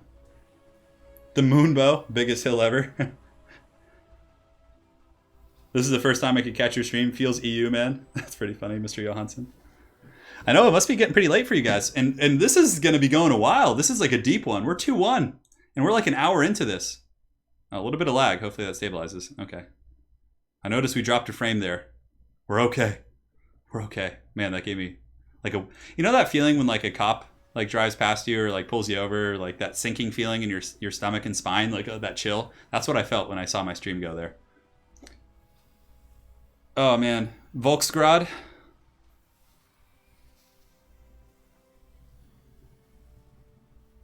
Okay, Falcon. Yeah, if you guys can think of it, just message me. But please don't send me a meme map because I want it to be fair for the players. But just send me ones that you think would be really good. Like I know all the standard meta maps, but yeah. So it's going to be Romulan on oh, I accidentally clicked it. Well, I don't think Kark would stream snipe. So it's going to be Romulan on Vampire Coast, and it's going to be Kark on Wood Elves. So this is a matchup that initially I think was... Wood Elves have some really good options. They can close the distance with the with their bows. Okay, I should probably put up a screen blocker just to be safe. Do I have a picture here I can do? I actually do, hold on.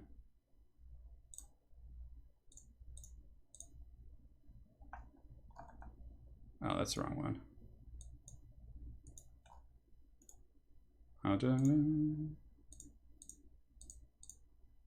Where is that picture? Cursed thing? Why won't this damn thing work? Hold on. The dark powers arrive indeed. Here. We can have this this jacked rat. I think that's from like Ratatouille or something. I have no idea, but that's really funny actually. Just remind me, guys, to get rid of it because I don't want to forget that. Oh my god, that's so haggard looking, Jesus. All right. I explained him.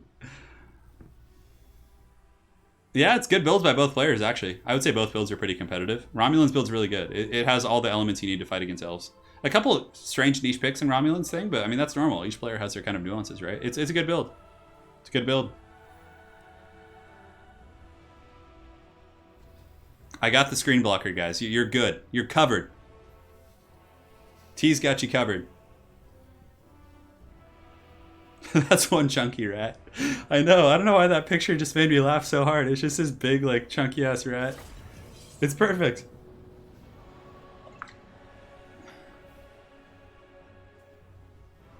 That thing's jacked, yeah. High Pass is another amazing map. Okay. Yeah, Shetland, message me these. It's going to be hard for me to remember. Hit me up on that Discord, brother. So it seems that there's some people here who don't want to see the Vampire Coast succeed. So we'll see. Romulan's build's really good, honestly. It's incredibly solid. It's good. And so is Kark's. Like, they both have great answers against one another. I like it. I like the way he looks. Chungus, big Chungus, yeah. Oh my god. Rat Ogre at the Siege of Nuln, 466 colorized. Yeah, basically. Imagine that thing emerging from the sewers. Goodness gracious. Sounds good, Shetland. Romulan literally just changed his army. Oh, it's pretty similar, though. He's keeping the core of it, but it looks like he's maybe switching his lord choice. Ah, things are getting interesting here. You know, Araness is pretty good. Like, for having that anti-large. Like, that's what you guys saw earlier, obviously, so. But, yeah, we'll see what he ends up picking. I don't think bombers are worth it. They just suck. Like, bombers, deck choppers, like, I always try and use those against good players. And you can beat lesser players with them, but, like, when you're playing other tournament players, they just seem subpar to me. Unless you go, like, full-in cheese. Like, if you go full-in cheese with them and just, like, they can be okay. But, yeah, I just don't think they're consistent. So Wood Elves, what they typically do against Vampire Coast to mitigate the effectiveness of the artillery is they go with stalking archers. Deepwood Scouts or Waywatchers are both good choices. Combination of both is pretty good as well. So they sneak in with those things. They close the distance on your guns. They alpha strike you with better range before you can shoot back. The counter with Vampire Coast is actually using your Scurvy Dogs and Fellbats to scout them while they're approaching, and then you shoot them with your mortars and stuff. Yeah. All right. Yeah, Remy's probably a clan rat. I don't think there's going to be bloated corpses, especially against Wood Elves who can like snipe them super easily. Bloated corpses, if anything, might be good against factions with like that have weak ranged assets. So let's get rid of that thick rat. He did his piece. Look at that. I remembered right away. But Samonten says, I don't like coast, but as long as they take care of the rat, the Wood Elves, you're fine. That's fair. Yeah. That is fair. Yeah, Wood Elves are so strong. It's oh man, they're so strong. They have a couple bad matchups for sure, but Pravenoth Rama is really good. Plus like just Waywatcher sniping is like so gross. It's so gross. All right, so for the forces of the Wood Elves, who are going to be led by Kark, he's currently up 2-1 here. He's got 4 Eternal Guard in the front line. And as far as the archer options, he goes with the Swift Shiver Shards, who do have basically the double shots, double DPS. And they can do some work, and they can still outrange some of the basic guns, like gunnery mobs. And yeah, they're going to melt zombies really quick.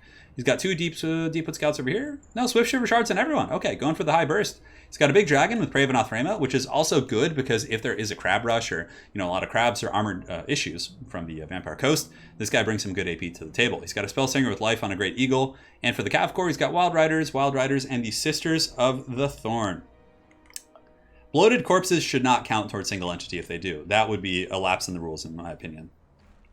Yeah. So, well, there are elves in 40k. Oh, yeah, they're basically Eldar space elves. There's no Skaven, though. But there are mutants that are kind of like rat-like in Necromunda and like kind of those universes. So, yeah. Anyways, for the Vampire Coast, really good build by Romulan. He's got Aranessa for nets. So for battlefield control, dealing with, you know, a mobile cav coming in, wild riders, that's going to be very useful. A Gunnery White. Now, I've lost countless games against elves that I have been winning because I ran out of ammo in my Colossus. So bringing the Gunnery White is very strong. Plus, he has good single entity fire against like the dragon. So I think the Gunnery White is actually a competitive pick. Vampire Fleet Captain with vampires. He's got a bunch of zombies, pretty much standard stuff there. Tide of Scold and halberds. Scurvy dogs, some angry crabs with the shotguns. And yeah, Black Spot. Couple standard gunnery mobs, and 2 mortars. A double mortar is pretty standard in all the elf matchups, not against dark elves, but against like I would say in all the elf matchups it is. It's probably your best answer against archer play with Vampire Coast in conjunction with Hound Micro as well as Fellbats. So I think that this is a pretty good pick here. I really like this army. Both players' armies are very competitive, very, very good stuff. So quite excited to see how this goes. Yeah, you know, Imperial Guard actually does play like Skaven. Yeah, they're just like a horde of crappy infantry with like artillery pieces, which is basically Skaven, right? Yeah. There was dwarves once upon a time in Warhammer 40k as well. The squats. They still exist, actually. They made a new squat model. Because there's still like a couple surviving squats who survived the Tyranid eradication. The Tyranids basically, I think, just ate the squats and like wiped out their civilization. But there's a couple survivors. Not enough to make an army, but yeah. Oh yeah, guys, it's time. Welcome, my friends. Game 4, Kark up 2-0. So even if Kark wins it, he still won't win the series. It's, of course, a best of 7, so he'd have to win the next 2. And Romulan, I think, is ready for this. We actually played this matchup the other day, but I was Coast and he was Elves, and it was really, really good. So Romulan certainly practiced in this matchup, and we're going to see some good stuff.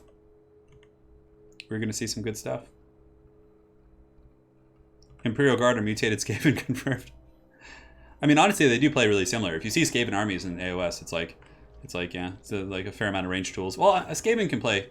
Skaven are much more dynamic than an Imperial Guard. Imperial Guard have like one way to play, really. It's like infantry and artillery. It's like you can't really diversify your army very much. But the thing with Imperium in 40k is you just mix Guard with other factions if you want to have different playstyles, because you can soup.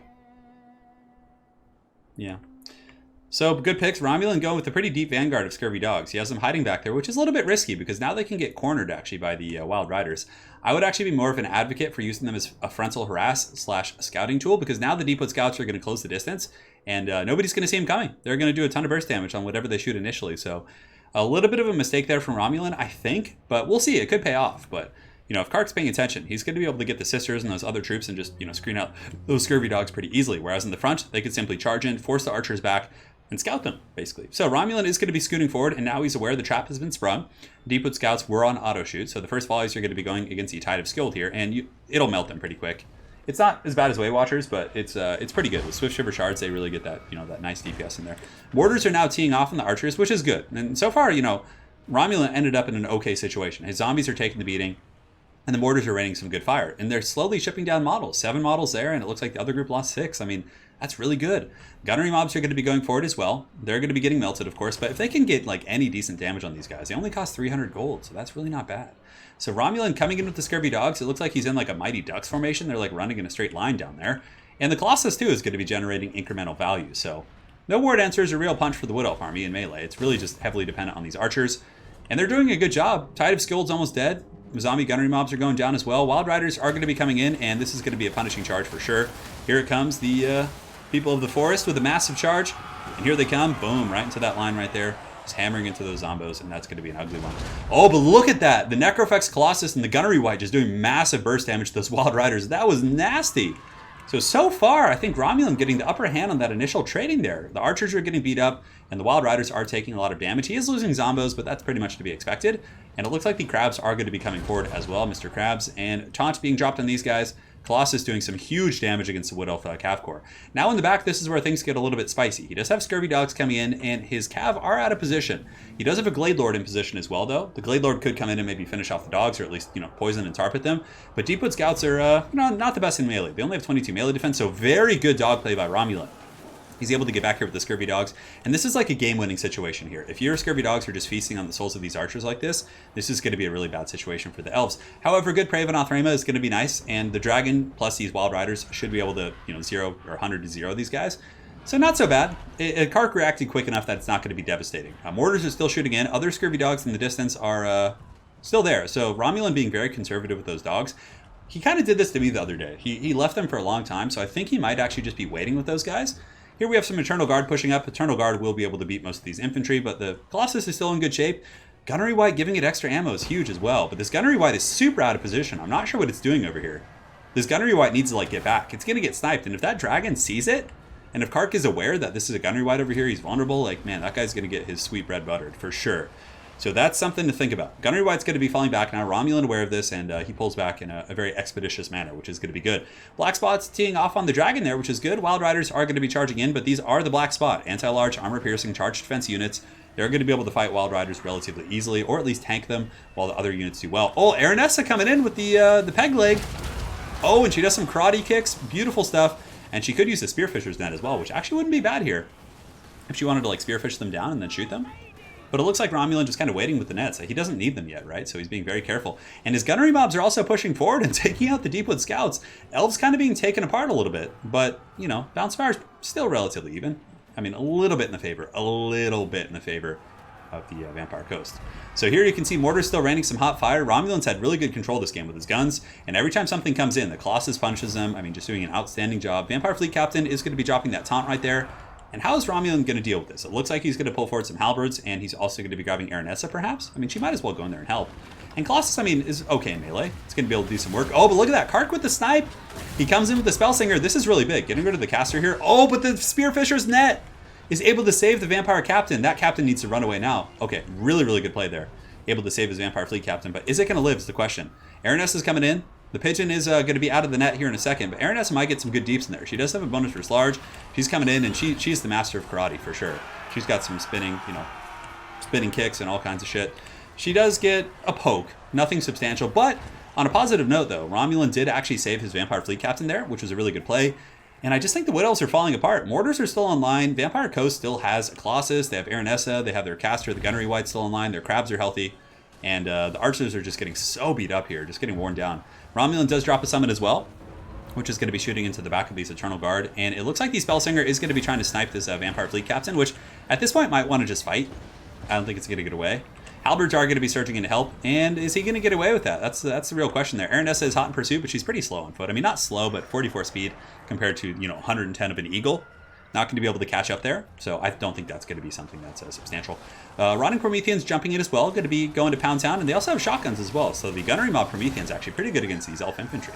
The shotguns do good damage here, so they're going to be able to blast into these guys, and the Gunnery White still shooting up, doing good damage against the Glade Lord, and the Wood Elves are just so tattered. I mean, Deepwood Scouts are somewhat able to rally over here. You can see they're holding on. 33 here, 30 there, and over here on the far side we have 34 Deepwood Scouts.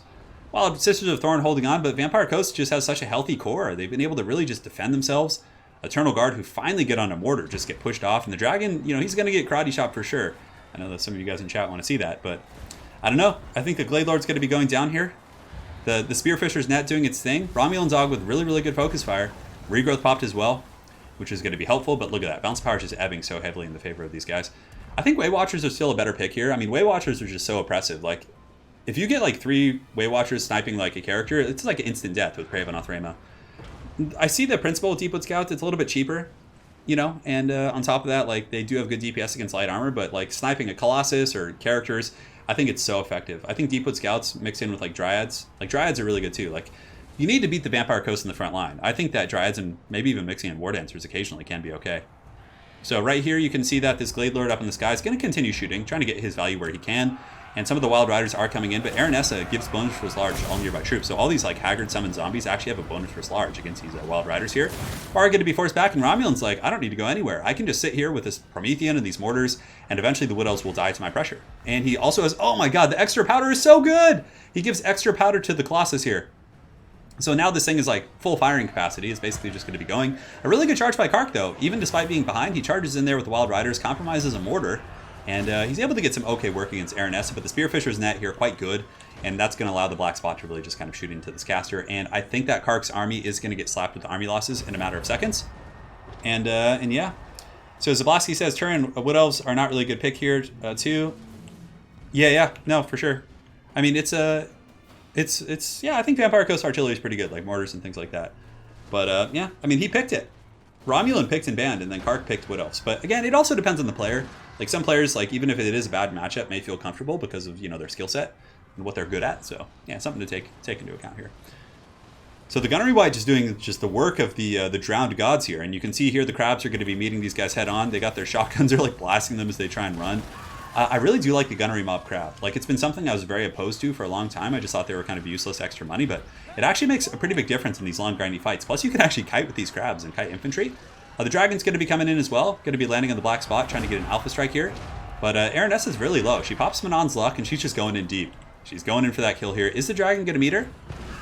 Oh, man, she gets punted. Manon's luck does give her melee defense and ward save. So she's going to be super tanky right now, but the Dragon would probably still win this fight. It's hard to say. Colossus is shooting as well. Gunnery White shooting. Oh, Pravenoth Rama. Oh, is he going to get a breath attack? That would be really good from Kark. Oh, Dragon breath attack. Oh my goodness. Just deleted. Aranessa's source code just got removed from the game. So Kark literally just went to Creative Assembly's offices, went into their servers, and deleted Aranessa from the game. He still lost the game. RomulanDawg taking a pretty good victory there. But that last play by Kark, man, that was cool. But Romulan's defense was really good. His geometry was solid, his gunplay was solid, his advance, his hound harass was pretty good. Maybe that was probably the least effective part of his play was the hound play, but his mortars were good. Like, he had really good target priority as well. So well played. Romulan coming back in this series. It's now 2-2, guys. Oh, man, this is awesome. I love when they go like this, when that's just like even, just to the wire. All right, so Romulan ties up the series here. We got a 2-2. That was so good. The Pravenoth Ramo with the breath follow-up. Oh, that was awesome. If that could have happened earlier, man, that would have been something. That was disgusting. She literally got taken from like 1200 HP to like death. All right, so let's see here.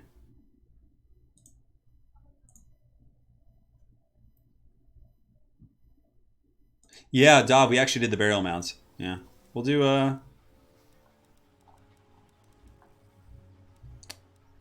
you know what map I really like is Alpine Ridge. We'll do that one next. And then I'll do some of the other maps you guys suggested.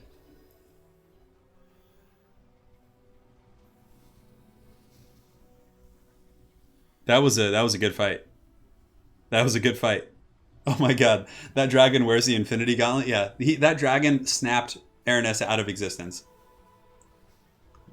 It is 2-2, guys. We got a fight on our hands. And I'm really hungry, actually. God damn, after this I'm going to feast like the heathen kings of old. Yeah, Kark says Empire is one of his favorite factions, so I'm surprised we haven't seen him play Empire yet, but he's probably going to bring it out this game. Vault of King Lun. Oh, man. Oh, yeah, maybe Luke someday I might. It's not on my, priority list, but yeah. So Kark coming in with Empire, guys. Sigmar calls. He picks Empire and he bans Lizardmen. Okay, that's fair. Romulan has a lot of choices now. Empire's kind of a jack of all trades faction. It'll be interesting to see what Romulan picks here. Shock Me Sane says, I started playing Arena. Last set I played during was Tempest. Oh, dude. I love Tempest. Greven Ilvek is like, is so cool. The Tempest storyline is badass too in Magic the Gathering. But yeah, man, just go for it. It's fun, man. And like, you don't have to spend that much. It's really like, it's worth it. I really enjoy Magic Arena. We have some Empire. For Sigmar. It's time.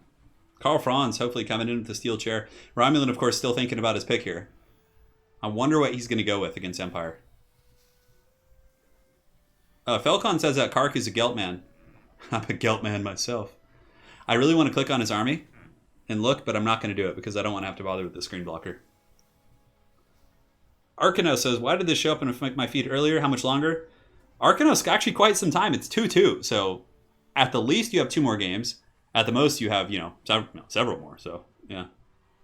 Bring him to his men. The nation calls. Oh, yeah.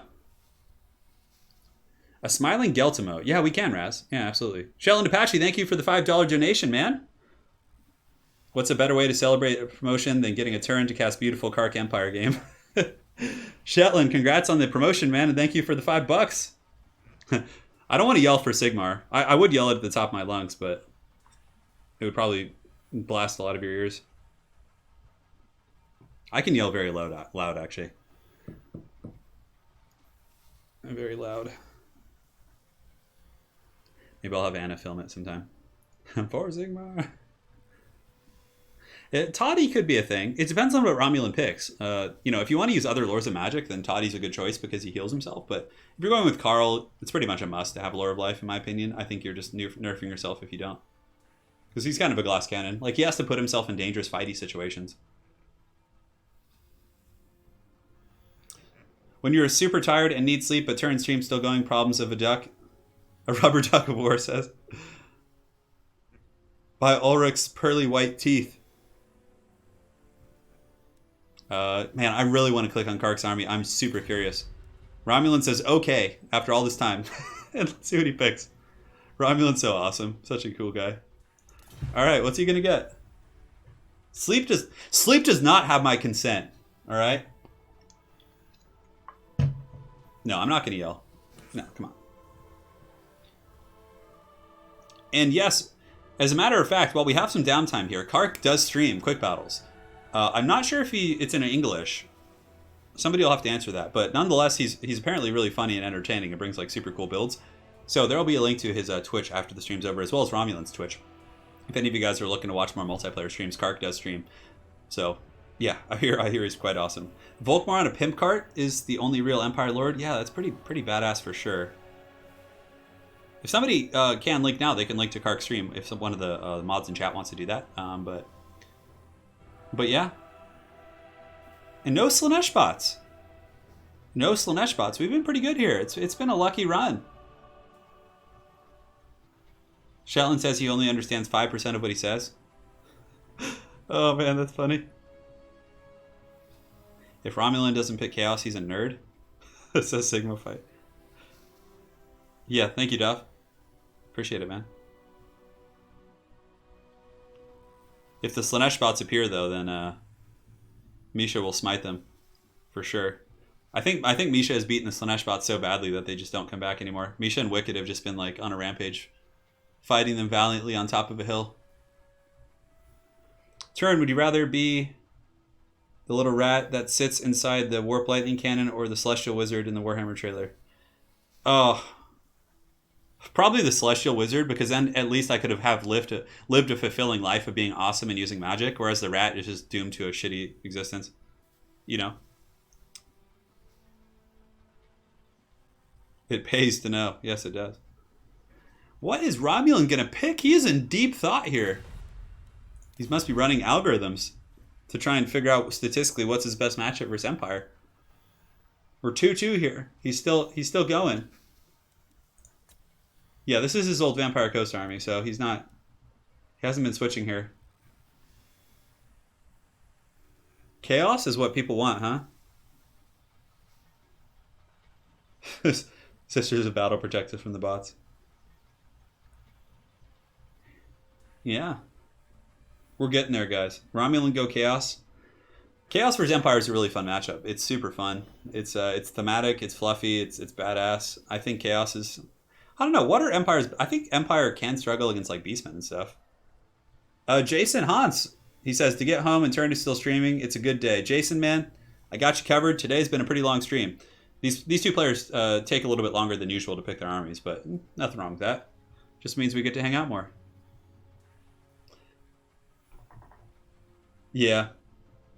Well, it's funny because in the trailer, the Celestial Wizard uses a Combative Cassandora on like a single entity, which is just terrible. But in the trailer, it does some pretty good work. It basically takes out a giant. Wouldn't that be cool if it could actually work like that? RomulanDawg has a great plan. Well, perhaps he does. Perhaps he will. Empire revamp in the future? Yeah, that'd be cool. That would be cool indeed. Empire vs. Chaos is historical. It is.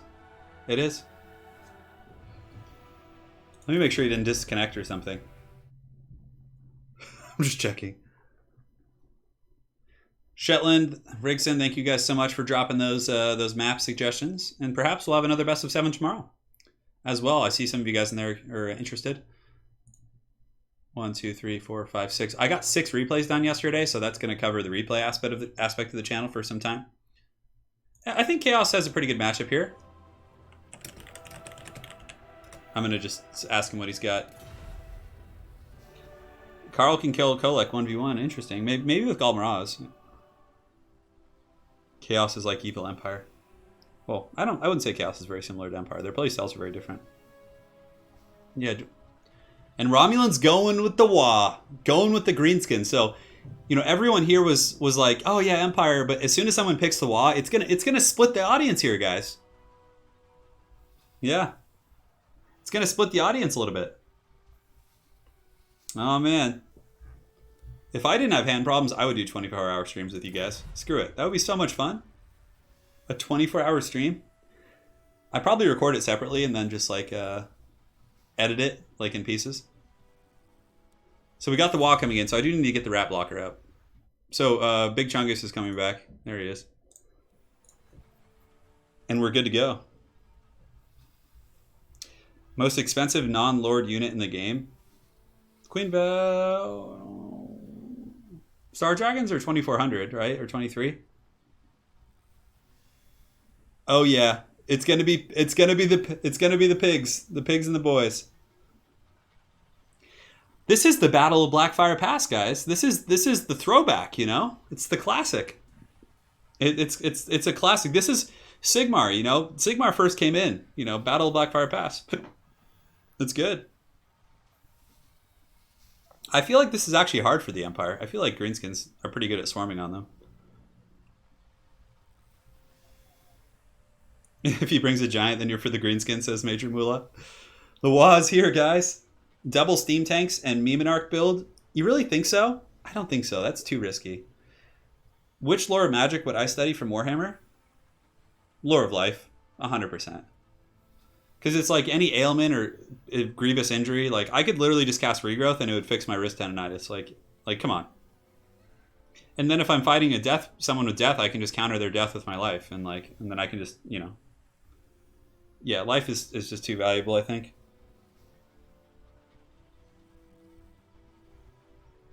Plus you get, like, to wear those antler things. Hellblaster volley gun? No, because we're on the Alpine Ridge. So, I mean, but if one army sits back, the other one will have to come across the ridge eventually. So, Romulan's army is really good, actually. Kark's army is okay. This is Kark's army. Oh my god. I want to show you guys, but I think the excitement is palpable and we can simply wait. That is an army. Wow, Kark really does bring strange builds. Is that Queek before he got fit and became a lord? No, I feel like Queek was probably even skinnier before he was Queek, because like Skaven are usually starving and stuff. Steam Tank isn't bad against greenskins. If there is a niche matchup for it, it's definitely greenskins. Dude, I'll take a third hand. I don't care. You can let Lady Turin move the camera during the 24-hour stream. That's true, I could. If she starts playing the game more, because she's played Total War here and there, but it's not her jam. She prefers more like, you know, story-driven RPGs and stuff. Or destroying me in Heroes of Might and Magic. Yeah. Oh man, the Wa's coming. Romulan dropping the Wa. And it would appear Kark making some final tweaks to his army. It's a good force. Oh, Kark made it switch. Okay, Kark actually, his army's more normal now. The dramatic effect is gone. I'm sorry, guys. Pigtonia. Pigtonia is not very good, in my opinion. Volk's Chariot. I think the Volkswagen, I think, is very good against greenskins. It's super annoying to kill, actually.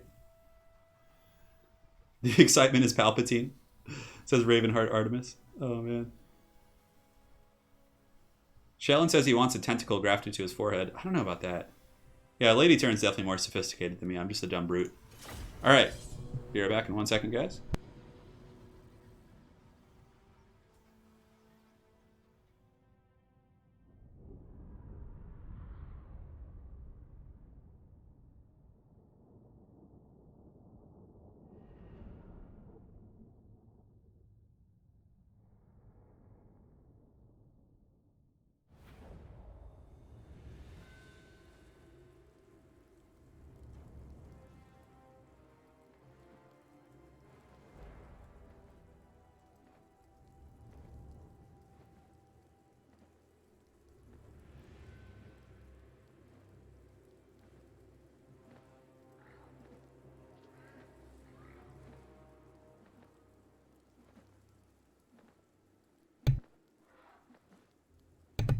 Sigmar, bless this ravaged army.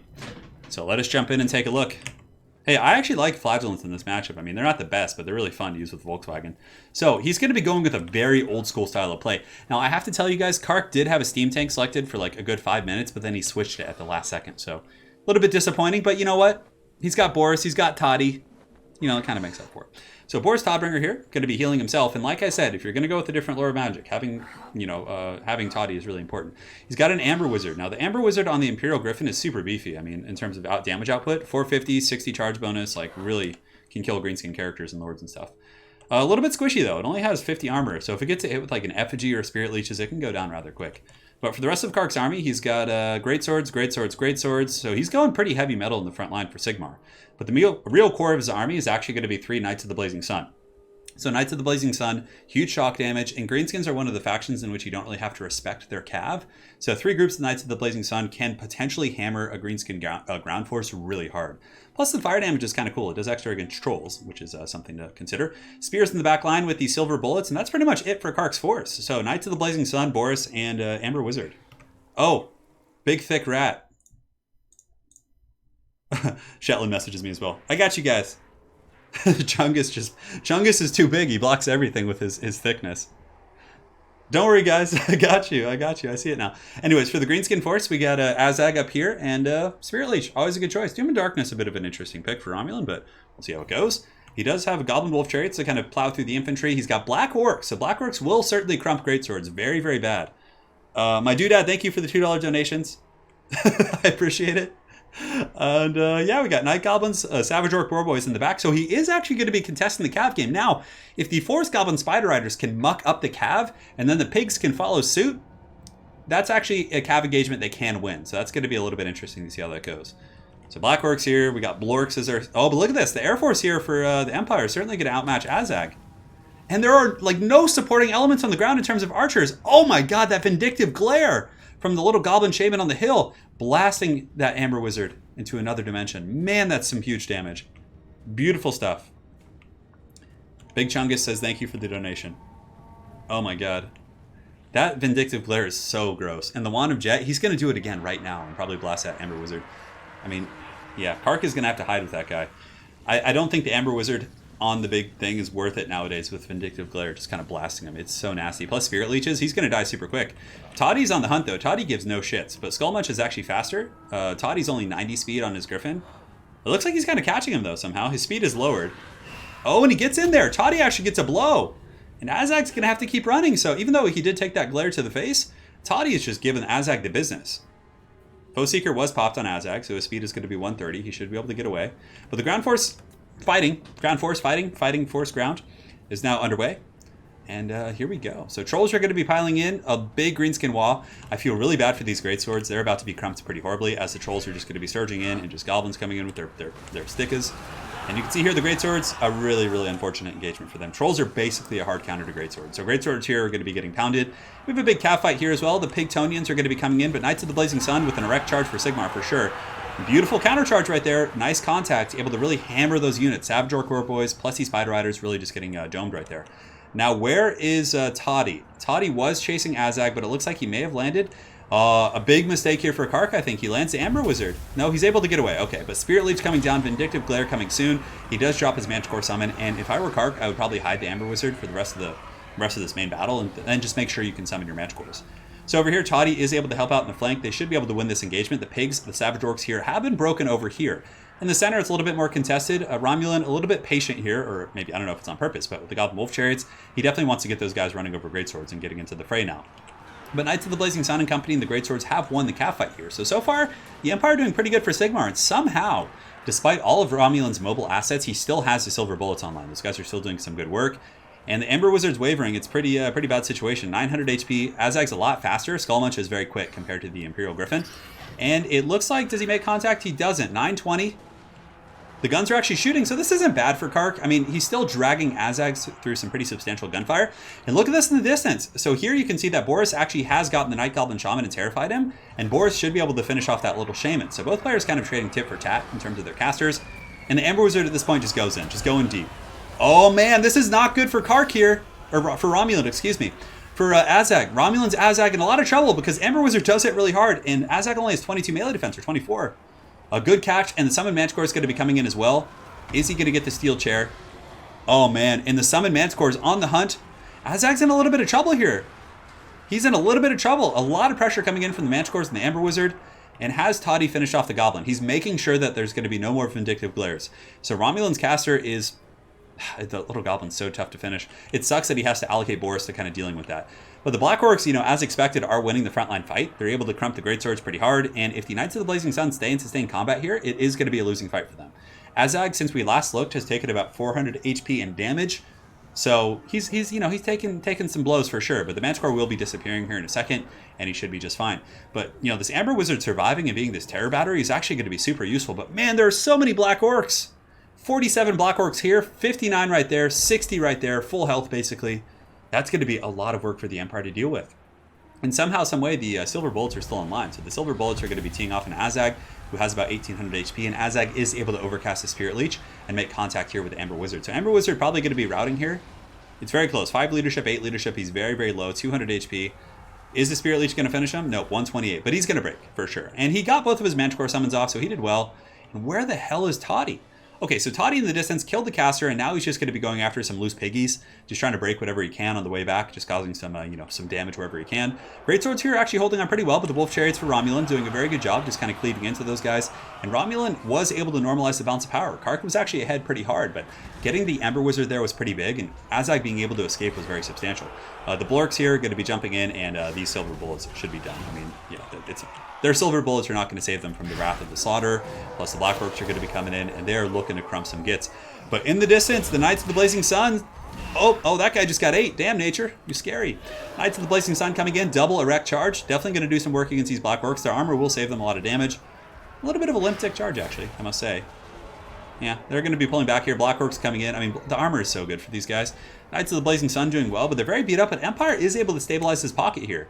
And if Toddy can come in and finish off the Black Orcs and have like a nice pocket of Greatswords to hold around, that could be really good because Azag isn't going to be able to affect the fight like Toddy. Toddy's going to be able to anchor it, and you can see here, Toddy doing a ton of damage against these Black Orcs. Really, really good work right there.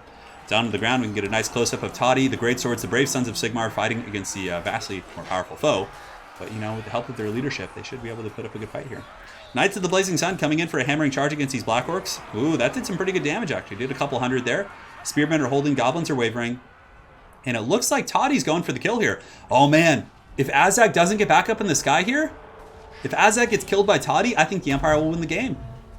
If Azag lives, I think that Romulan still has a chance, but oof! Here it comes. He's just barely able to squeak away, but he breaks. That is really, really bad for the Greenskins. Because, oh, and Toddy takes him out and smotes his ruin upon the mountain. His one eye bulging with excitement as he's able to take out the Greenskin Lord. Man, Toddy with the steel chair this game. Outstanding stuff. So now Toddy's going to be coming back in. And, the Greenskins obviously have a lot of powerful elements on the ground. A full health group of Spider Riders, which Romulan may have forgotten about. But those guys are going to be coming back here. And the Black Orcs are really just going to be a huge issue. Oh, but the Silver Bullets, if they can survive as well, that's going to be huge against Black Orcs. They're going to be turning and shooting here. The Brave Sons of Sigmar holding, but the Black Orcs should break them in a matter of seconds. But look at this. The Black Orcs are just breaking. The King returns! Toddy's coming in and breaking all these Black Orcs. And the Greatswords are still fighting. The leadership of Sigmar holding firm as Kark's Empire army starts to grind down these Greenskins. Some Fanatics are going to be dropped here in the last second, cleaving a couple Empire troops. But I just don't think there's enough to stop Toddy now. He's too vengeful. Goblin Wolf Riders coming back in. We got a couple Goblins coming back in as well. These brave Sons of Sigmar here are going to get rode down. So you can see the Goblin Wolf Riders are they're going to be taking a beating for sure. Here it comes. Here comes the goodness as RomulanDawg charges into these Empire troops. Very, very good charge there. I mean, that's kind of what he needs to potentially get back in the game. Is just cleaning up these guys. Silver Bullets should probably shatter there. So they're shattered now. There are some Black Orcs coming back in. We got Goblins here. We got Black Orcs fighting. But Toddy is just putting in a clinic on these guys. A clinic. And you can see here the Black Orcs are going to start wavering here. And Toddy the body. Toddy coming in and bodying people, as they say. Toddy is an elector account. It's close enough to, it's close enough to a king. Whatever. He rules things, okay? If we're being technical here. So you can see here the Black Orcs are going to get pushed back up the hill. And Toddy's just going to come in. And, I mean, these little goblins are going to be cleaned up. And, mean, there's some Black Orcs and Wolf Riders, but what the hell are Wolf Riders going to do against Spearmen and, you know, Toddy? Not a whole lot. But man, that was a close game. Like, look how long. That was a 10-minute game. That's very long. Toddy's probably going to instantly tear out these guys. It'll be pretty quick. But some of the guys are wavering here. You can see the Spearmen are breaking, and Black Orcs are coming back in. I mean, there is a chance Kark could get this. Or Romulan, excuse me. God, I keep thinking Kark is playing Greenskins because he was Greenskins before, so it's tripping me out. But there's a chance Romulan can come back. I mean, he's breaking this entire formation. Toddy will have to fight like a bunch of, you know, Black Orcs still, which is hard. He's taking a little bit of damage here. But the Sons of Sigmar are holding. Wolf Riders are broken. Black Orcs are immune to psychology, so there's not going to be any terror routing. So he has to actually just like outright just murk these guys. So he's getting in there, and we'll see. I think the Empire is going to endure. And as far as itemization, it looks like he has all of the items on Boris. So yes, he does have the cloak and all that good stuff. And that's it. That's army losses. The Sons of Sigmar hold back the Orcs once again in memory of the Blackfire Pass. And today, Sigmar smiles down upon his chosen warriors. And that's going to be a victory for Kark, taking the lead in this very, very tightly contested series. And now if we take a look, Kark is up 3-2. If he wins this, it's over. If Romulan wins, we go to a fat game 7, which would be amazing. Thank you, Misha, about the screen blocker. I saw that. All right. And we're going to go do an oldie but a goodie here in terms of maps. We're going to do Oakenhammer. That's just a classic one. Oh, man. Toddy. How many people do we have watching? I still can't see. I'm curious. And I know it's like 2 a.m. in Europe, like most places. I'm sure my lovely wife is sleeping. Oh my God, what games we've had. I love doing these best of 7s. It's so much fun. Eventually I will play in one. Like if there's a day where my hand's feeling really good. Oh wow, we have 1,000 people watching despite it being 2 a.m. Damn. I just actually checked on my other PC. Can these players play just one bad game, please? It's just the same old good games every time. I know. I know. I know. I want it to go to game 7. We need the Daw. We know Romulan plays Dwarf sometimes. Yeah. What are some of the worst maps and why? Well, pretty much all the Dark Elf maps are terrible. Where'd he go? Wait. No, Romulan. It's best of 7. Romulan, no. Come back. No. Somebody tell Romulan. Somebody call him.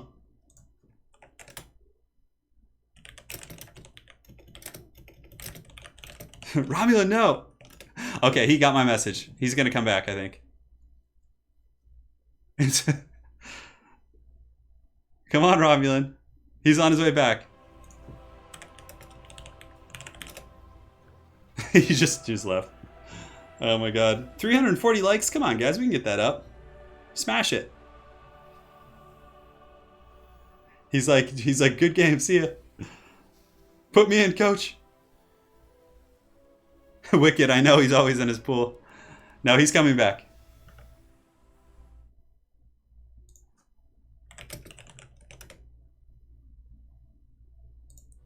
All right, the man, the myth, the legend's coming back.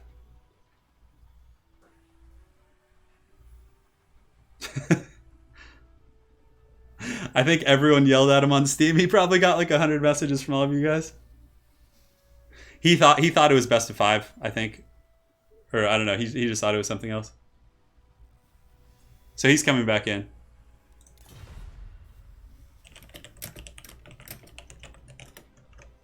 God, I'm so hungry right now. God damn.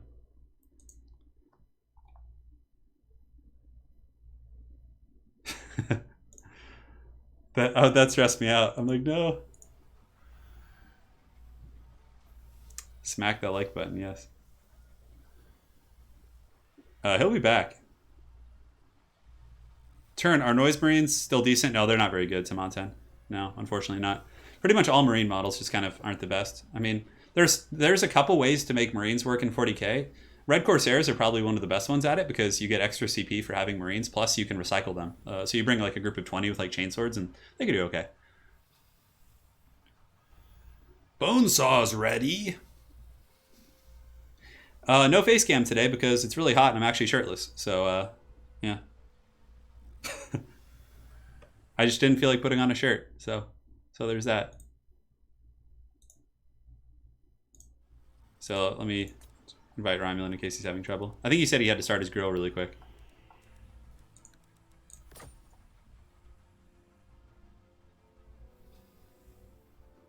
Kark the Bonesaw. Turin, what's your opinion on Total War Warhammer 40k? I think it'd be great. I think it'd be really good. I think they could do an awesome job if they decided to do that. I think there's a high chance we'll see it. Yeah, Rubric Marines are okay. They've actually done okay in tournaments and stuff. Yeah, they're some of the better ones. Plague Marines are just a little bit lackluster, unfortunately. Rubric Marines have like AP on their weapons, so it's a little bit better because they have the Inferno bolters, so they're better than regular Marines. The -1's really good, so they could like shoot a knight and wound it on 5s, but at least they have the -1 to get it to a 4 up.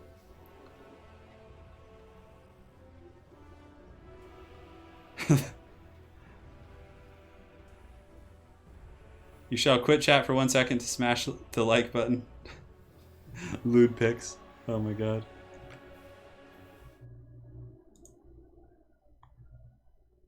Okay, Romulan will be back in just a second. I know, right? After Dawn of War 3, people will be grateful for anything that's decent in 40k. If some of the mods could drop links to Discord, that would be greatly appreciated. There's a couple new folks in here who want to bring them into the family. In Warhammer 40k, are you talking about? I don't know, man. I don't know. I like just seeing the Chaos Primarchs. Those guys are really cool usually. Yeah, the new Bolter Beta rule makes those rubrics a lot better.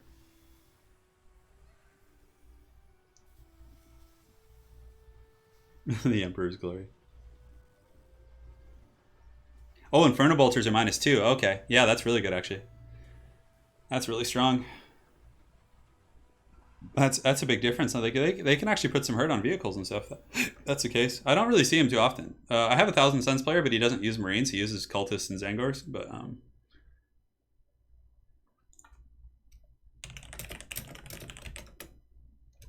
sorry about the delay, guys.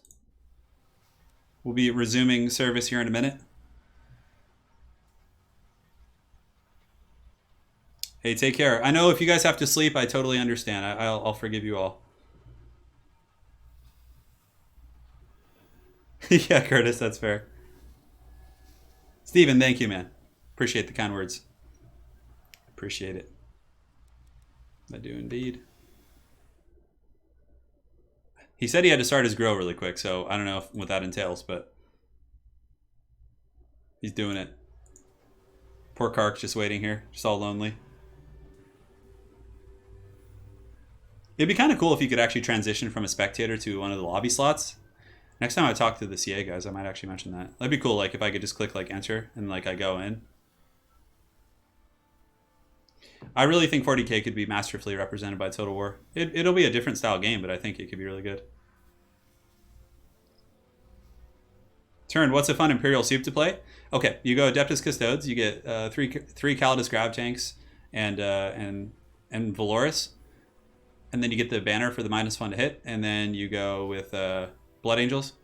You get a Smash Captain and some beatdown characters, and then you go with Imperial Guard to hold objectives. You know, Go Jared, it's something you get used to, actually. Yeah, you get used to like casting these like long days. God, there's some creature mowing its lawn behind me. If Lady Turin and family was a faction from Warhammer, well, Lady Turin's favorite character is Skarsnik, so she'd be Dark Elves or Goblins for sure, if she could choose. The Varg can't bug? I know that. I can't believe that's still a thing. He's back. All right, let's get it going. The man, the myth, the legend. So if Kark wins this, guys, it's over. This is it for all the marbles.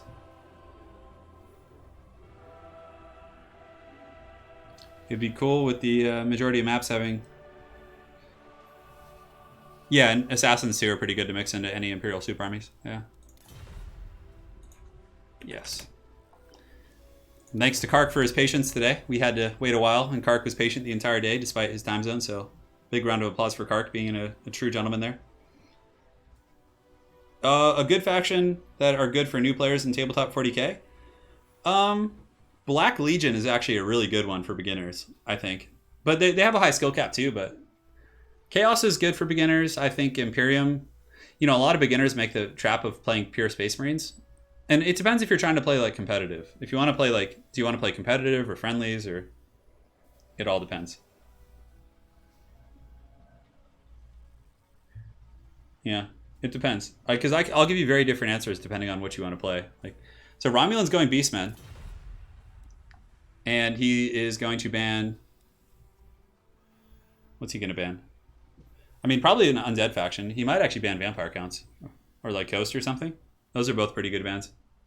Although I think Beastmen have a decent matchup versus Coast, actually. Karkstrak, hero of the North and South. Kolek? I don't know, man. I don't know if we're going to see Chaos versus Beastmen is fun. Lotus Moon, what's up, man? Welcome to the stream. This has been an amazing series between Kark and Romulan. Very, very back and forth. Beastmen are pretty cool. Kark's deciding. Romulan's trying to decide on his ban here. Taking it very seriously.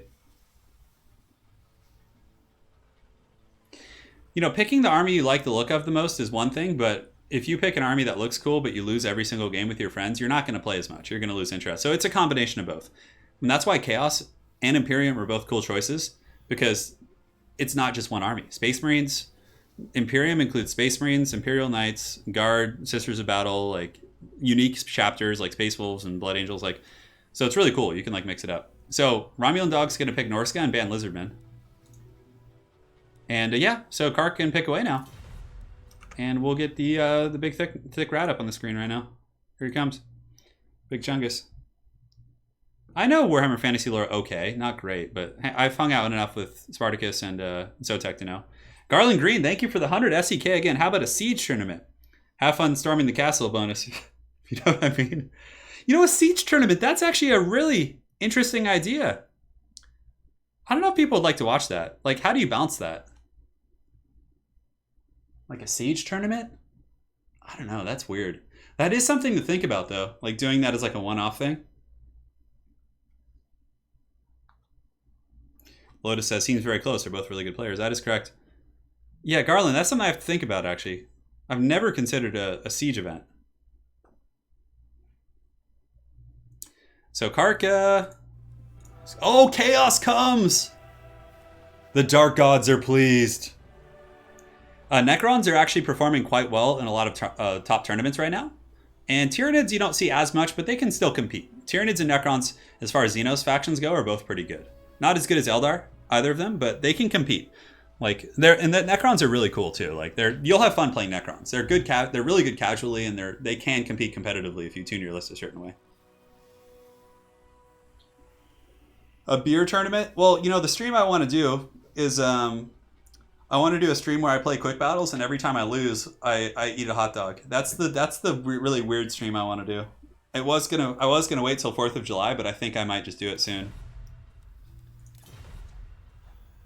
So maybe I'll invite Italian Spartacus over, and we'll do a stream, a hot dog stream where we'll alternate playing and we'll both eat hot dogs when we lose.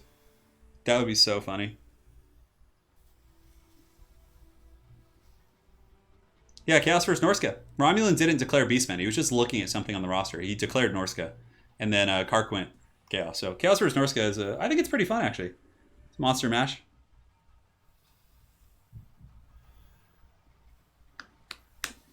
My lovely wife is in Poland right now, as a matter of fact, Lotus. She's going to be back soon on the 7th or 8th? Yeah, 7th, I think, yeah. I'll be picking her up at the airport with a boombox playing romantic music. It's going to be great. The nuances of Rush versus Rush. Yeah, that's true, Falcon. The towers are very, yeah, they have less money. A siege tournament would be really interesting. Hold. If siege battles were better in this game.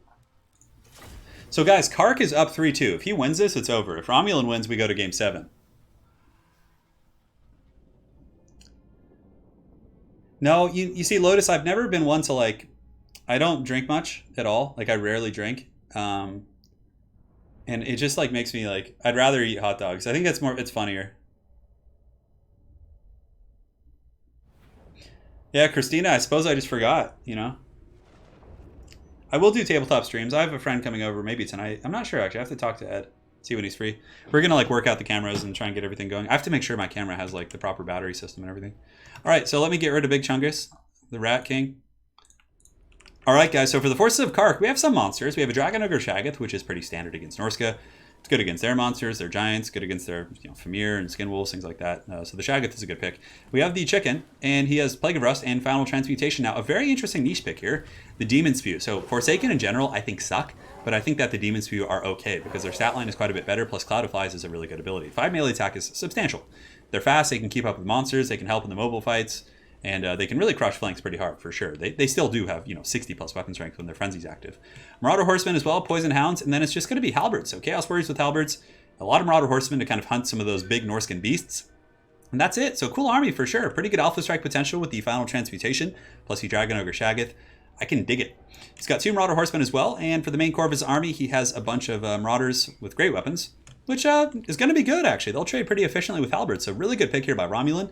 He's got 2 Famir with great weapons, Wulfric the Wanderer, and, Wulfric's potentially going to be losing his duel against... him versus the Shaggoth is a bit of a dicey situation, especially with Final Transmutation, but he's going to Shrek infantry pretty hard. So if Romulan can keep Wulfric away from the big monsters and just like run over the Halberds and use the Famir with great weapons to screen out the Chaos monsters, his army could actually do really well here. He's got a Shadowcaster as well, and it's going to be a big skirmishing fight. We have 2 Marauder Horsemen and Horsemen. So yeah, it's literally like a mirror on the flanks.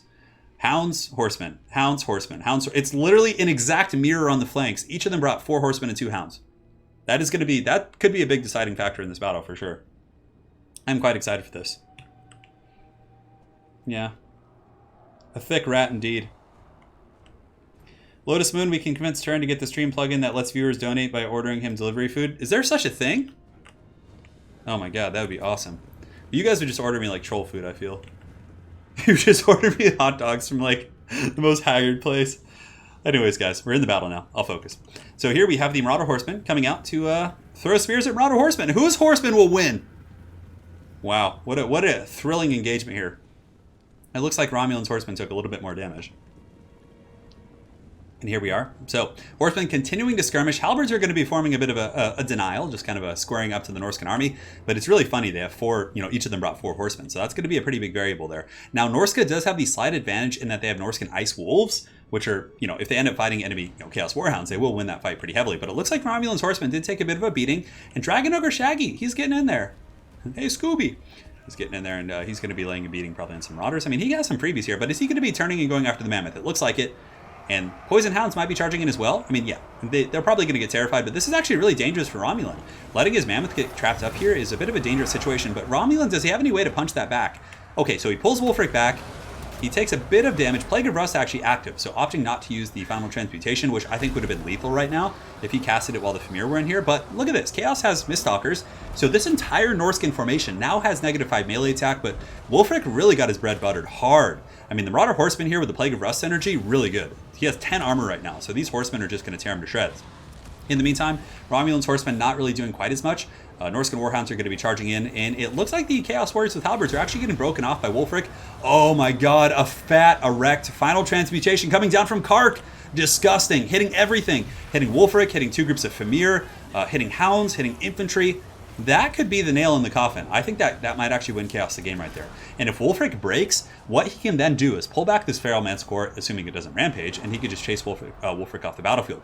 But here on the flanks, pretty good engagement. Romulan is able to get his dudes here to chase down the Chaos Warhound, so the Marauder Horseman getting some pretty good value. And also, we have the Norscan Wolves for Romulan getting a nice wrap, and they might actually be able to finish off a couple of these guys. So suddenly, a situation that was pretty bad for Norska, he makes up for with some backline harass. Romulan, of course, very dominant here in the game, and it looks like in the mobile game, I should say. But here in the middle, it looks like it's going pretty well for Chaos. You can see the Dragon Ogre Shaggy is getting some pretty good damage. Scroll of Shielding is popped, and is Wulfric going to hold this? He does have 11 Famir plus a Shadowcaster, and the Famir Balefiend himself is a very good duelist. So man, somehow Romulan able to endure that storm and just outgrind. The Chaos Warriors with halberds are just not having that shit. They're just basically just getting crumps. I mean, Marauders with great weapons are beating these Chaos Warriors with halberds. That is an insane value trade. So on several fronts, it's going very, very well for the Norskins. And is it? Is it so? It looks like Romulan's pulling ahead. Warp Chicken's getting beat up. The Dragon Ogre Shaggoth is fighting amongst, you know, a bunch of great weapon units. Marauder Horseman Corps for Romulan was able to dominate that fight, and that's making a big difference now because these Marauder Horsemen are coming back in. Romulan able to really pressure that back line. And guys, it looks like we may be going to a Game 7 as Romulan, you know, it's kind of like if you want to speak WWE language, you know, Kark came in with the steel chair. You know, Romulan, you know, may have gone down for a second, but man, he got back up. He picked up that chair when the other guy was celebrating and just whacked him back over the back with it. Norska able to outgrind that fight despite a perfect final transmutation. And really, there was a couple of variables. The Chaos Infantry really just did not carry their weight. Plus, RomulanDawg was able to outplay him with the mobile game. So the Horsemen were able to destroy the Horsemen of Kark, which then opened up a ton of range pressure on the Shaggoth and some of these other tools. Man, crazy, crazy fight. I think that Romulan's going to take this one. I mean, the Chaos Infantry is going to get shreked by Wulfric, who still has 2.5 KHP, mind you. It's not like he's dead. He's pretty meaty. And the Chicken here gets hit with Hunter of Champions. I mean, these Chaos Infantry are going to buckle so hard. The Mammoth is going to be able to run them over. And, oh, Mammoth. Look at him just trunk whacking those guys. Outstanding stuff. And it looks like, guys, we're going to a final game, I think. I mean, maybe one more final transmutation from the Chicken could be really good here. That might be enough, actually. If Chicken has a big final trans and just kind of hits Wulfric and all these guys, maybe. Feral Manticore, a pretty good choice there. Getting a rear charge and shaking and probably terrifying, actually, a lot of these guys. So Kark's not out of the game yet. He's able to kind of re-secure some of them. Oh, here it comes. Here it comes. Is it going to be enough? And it hits Wulfric. It hits them all, and it wasn't overcasted, so it's not going to be, like, lethal. But that's doing some damage, all right. That did some really good work. And look at that, guys. Suddenly, Kark pulls his way back into the game. Is Wulfric going to be able to deal with this Feral Manticore plus Warp Chicken? 1,300 HP. That final transmutation was so good.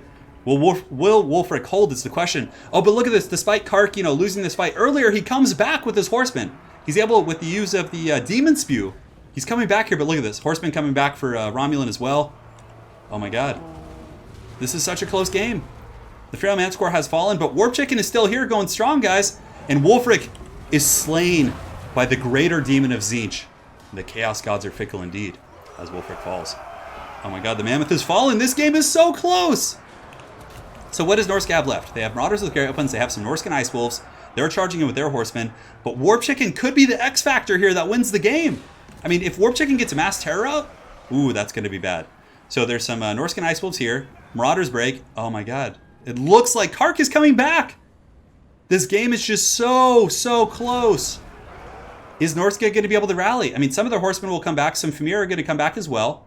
But the Chicken being alive with 2.5k HP is really, really bad. That is really bad for the Norskins. Those Hounds there get broken. And Kark pulls ahead on the bounce of power. Norska has to kind of try and rally its forces. And that's it. That's over. It's over. Kark takes it 4-2. Oh my God. So that was probably one of the closest. I mean, we've had a lot of close series, but that one was really close. There was not a single one-sided game. Not a single one-sided game. So very well played, guys. Let's hear, by God, he's broken in half. Let's hear a big round of applause for both those players. Romulan, of course, for amazing games, putting aside time in his day, and I'm sure he had other stuff to do. So big thanks to RomulanDawg for playing those games. I know it was a little bit tricky with the scheduling. And Kark coming out of Korea with the steel chair with the 4-2 victory. And staying resilient despite some really bad situations. Both these guys, outstanding play. Oh man, GG's. That was sudden indeed. Both players have left. Obviously it's late in both of their respective areas, so. All right. So guys, I just want to say thank you. Misha, don't worry, I got the rat. I got it covered. Well played to both players, guys. We're gonna have a lot more best of sevens coming in. We're gonna have Lotus Moon facing off against. I know he wanted to play either Arrow, Falcon, or Soothsayer. So we'll see if we can make that happen. We have a lot more coming. A lot of folks in the competitive community are expressing interest in playing, which is great. So we're gonna continue these, and yeah. Thank you guys so much for joining. It's really hot. I'm going to go get some food. I know, another best of 7 indeed. He did. He won with Chaos. Correct. So on that note, guys, I want to say special thanks to all the mods for handling, all the treachery of the wild chat realm. Yeah, RomulanDawg's going to go bask in the pool like a true champion of the people. A good man. So thank you to the mods for all your help as always. And also thank you so much for your generous donations today. Garland Green with multiple donations, again, both on PayPal as well as direct donations here on the YouTube. My doodad, Jason Hans, Shetland Apache with the 5, congrats on the promotion. Steel Bear with the rubles, King Agizal, Quantum Mechanic today with the $99 donation. So fat one, man, and I'm glad to hear that we inspired you to get into this game as well as Age of Sigmar. I'm going to get into Age of Sigmar someday. Matthew Giannotti, thank you again for the 10. Peter with the 10. Garland again, and William Urban and Raz Crunk for the channel memberships. And also Garland, thank you for becoming a patron on Patreon as well. Thank you so much. All right, guys, I'm out for now. Amazing games. I'm going to go feast like the heathen kings of old. And no, I don't think Party Elite or Indy would want to play in these. I don't think Party Elite plays the game much. He casts games occasionally, but I don't think he plays much himself. Maybe he does. I don't know. Maybe he plays behind the scenes. Indie Pride might be interested. That'd be really fun to get like Indie Pride versus like another YouTuber or something. Perhaps Indie Pride versus Dov Plays. I think that would be a fun one. All right, guys.